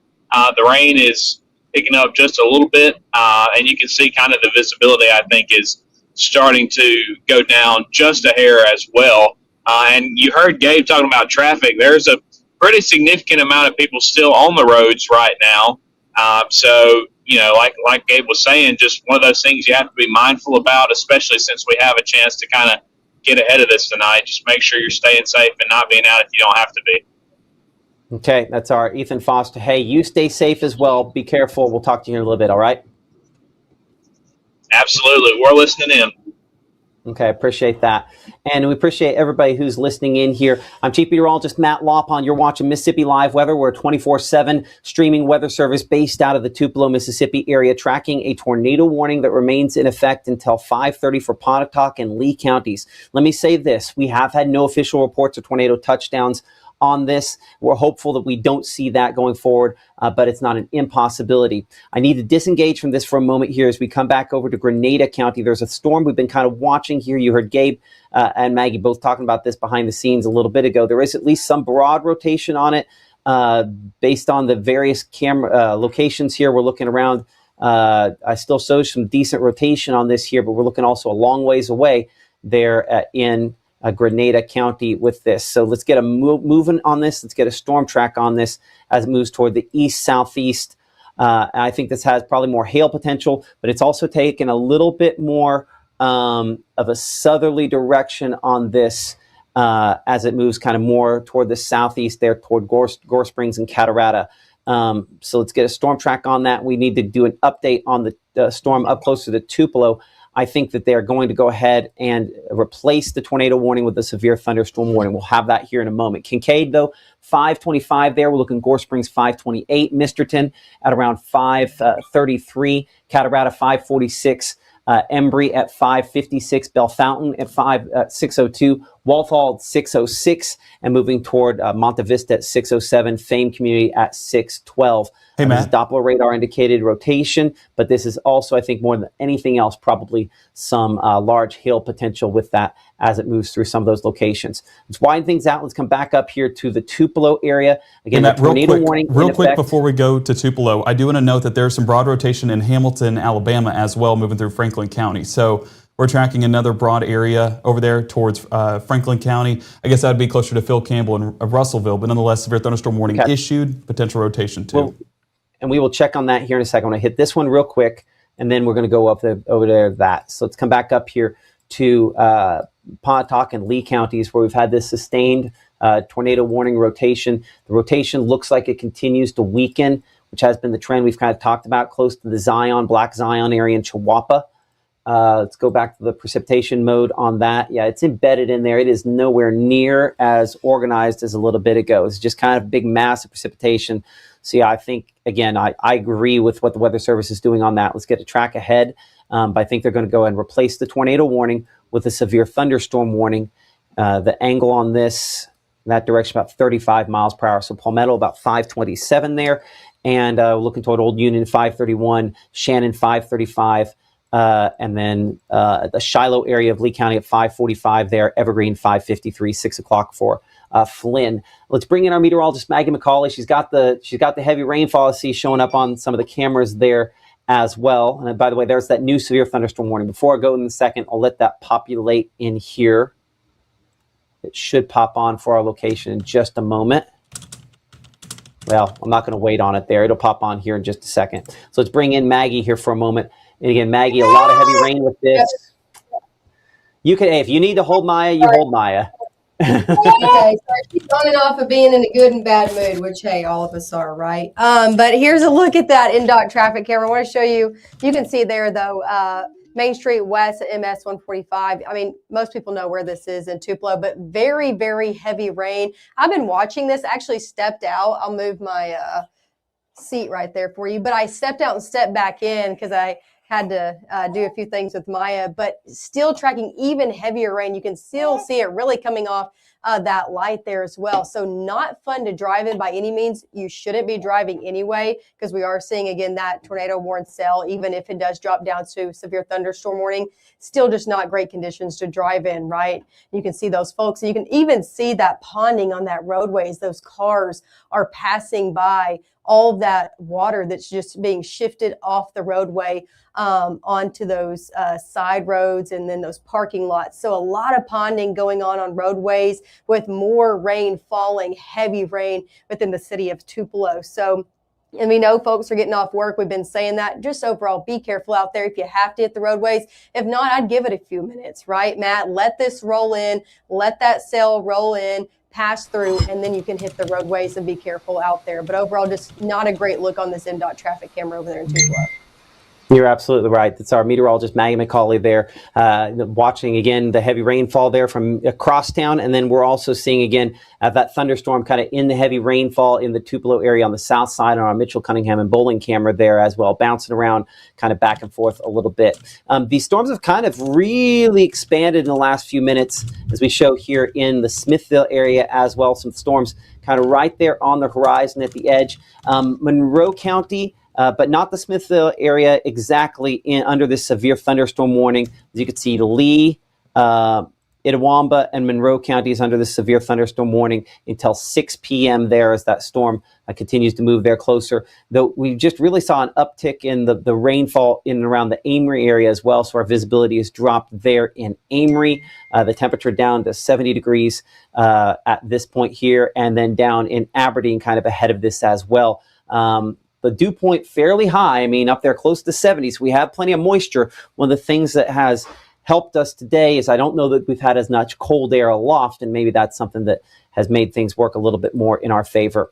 Gabe mentioned this a minute ago. Hamilton, Alabama, a storm that we are watching for you just east of Phil Campbell, just east of Hamilton, Alabama, and northeast of Hamilton, closer to Hackleburg, actually, where we show it at this point. It's kind of look at the wind mode here in kind of eastern Franklin and Marion County. Give me a moment while I go ahead and mute some of my behind the scenes stuff going on with this. And so up here closer to, again, right there, again, warnings for Marion as well as Franklin counties, Alabama, till 6 and 5:45 respectively for those two spots. And going here, we'll just put this into motion, get an idea. Again, there have been some areas of kind of broad rotation more than anything. Again, I think this is probably straight line winds on this, but at least some broad rotation with it. And let's get a storm track on this portion of the thunderstorm here. This is going closer to about 40 miles per hour. And it'll be exiting our area here in the next couple of minutes, because once this exits Franklin and Marion County, we turn that over to the folks out there in Alabama. So we can concentrate on our Mississippi folks. But Carroll Crossroads at 5:23. We're looking at Union at 5:24. Posey Mill there at 5:28. Haleyville around 5:28 or so. We're looking at Needmore at 5:30. And then after that point, it's largely kind of out of our area there. So this is Doppler radar indicated strong winds. We have not had a ton of reports, but we have had enough power outages today to say that there have been obviously some issues there to contend with from time to time. So let's go and clear this on out, kind of go on the wide shot here, make sure we're not missing anything. And let's start kind of back southwest here for Grenada. Looks like there's another storm closer to Chula that's probably going to have some hail potential for it. I'm going to do a quick track on that. Do kind of a quick track at about 40 miles per hour. And so you can see there, again, closer to Gum Grove at 5:25, closer to Bee Lake at 5:34, Lexington 5:57, Goodman about 6:11 or so.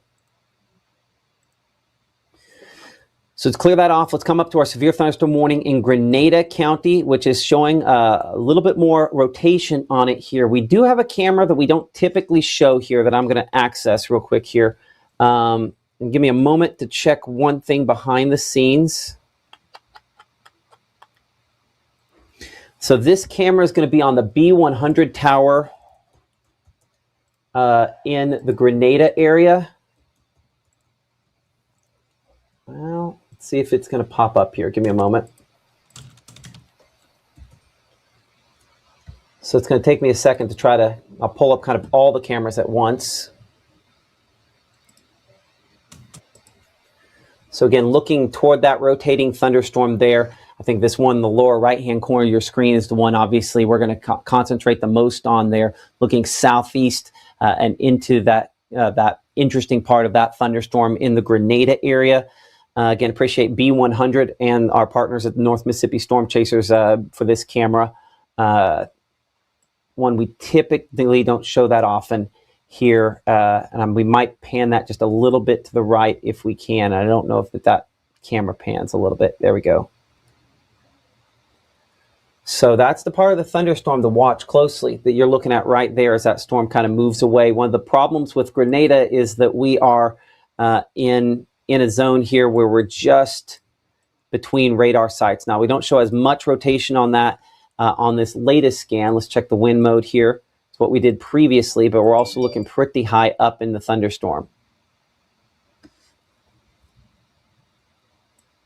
So rotation on that, let's go ahead and get it back on the precip mode and get your storm track ahead on this. Again, Gore Springs, Misterton, kind of in the path of this thunderstorm here, broad rotation on it. And so we'll take that about 30, 35 miles per hour. Let's go just a little bit wider. There we are, 35 miles per hour. We show Kincaid at 528, Misterton there at 536, Redding 542, Catarata at 549. Listen, this is a storm with, again, broad rotation. It has not taken that next step to produce a tornado, at least as far as we can say at this point. We have had no tornadoes for sure as far as we can say at this point here, but heavy rainfall, lightning, some gusty winds, and some hail possible out of the strongest of our thunderstorms. Looking at our True Shield hail swath here, we did get a report there up in Grenada a minute ago at 5:04 of some 1-inch hail officially reported there in the Grenada area with this storm. So on the north side of Grenada, up to 1-inch hail, you can see where that did correlate in, where we had some hail reported on our True Shield hail tracker here. And you can join the conversation, relay what you guys are seeing. Again, a lot of questions here about Tupelo Hospital, for example, or Fulton. Let's be clear. I appreciate y'all, Janice, for missing us on the old TV station, but if you found us here, you found us here. And probably the best way to stay up to what we're doing is make sure you have the Mississippi Live Weather app. It's the way you never miss what we're talking about here. It is a free app available for all the different devices that you could want.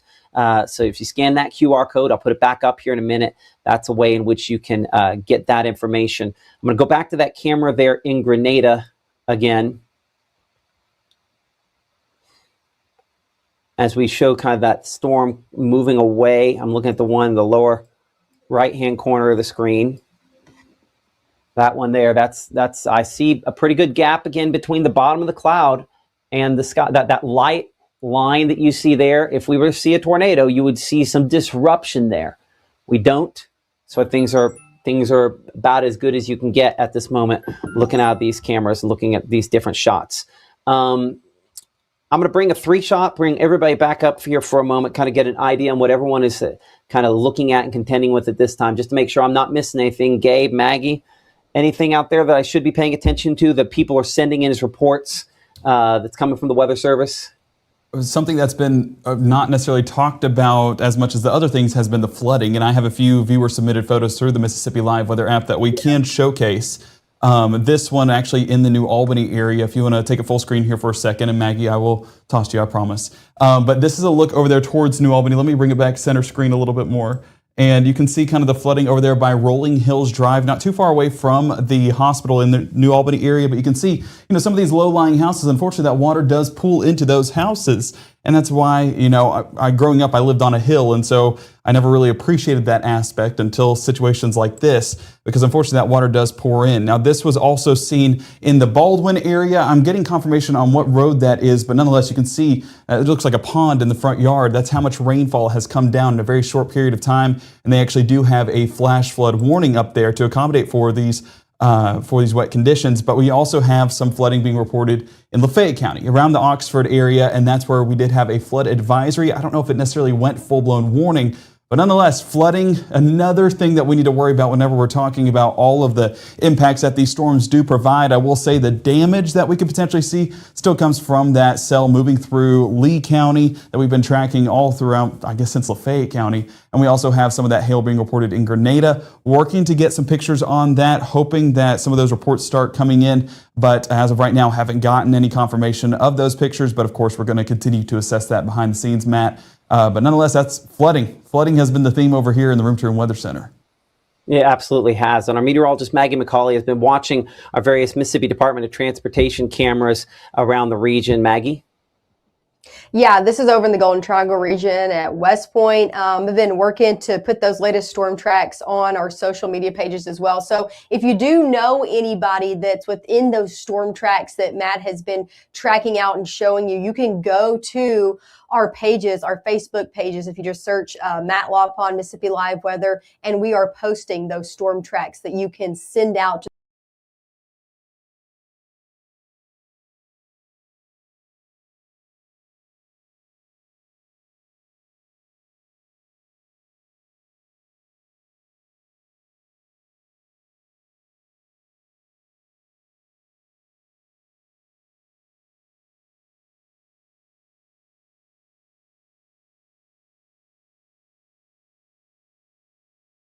those storm tracks that you can send out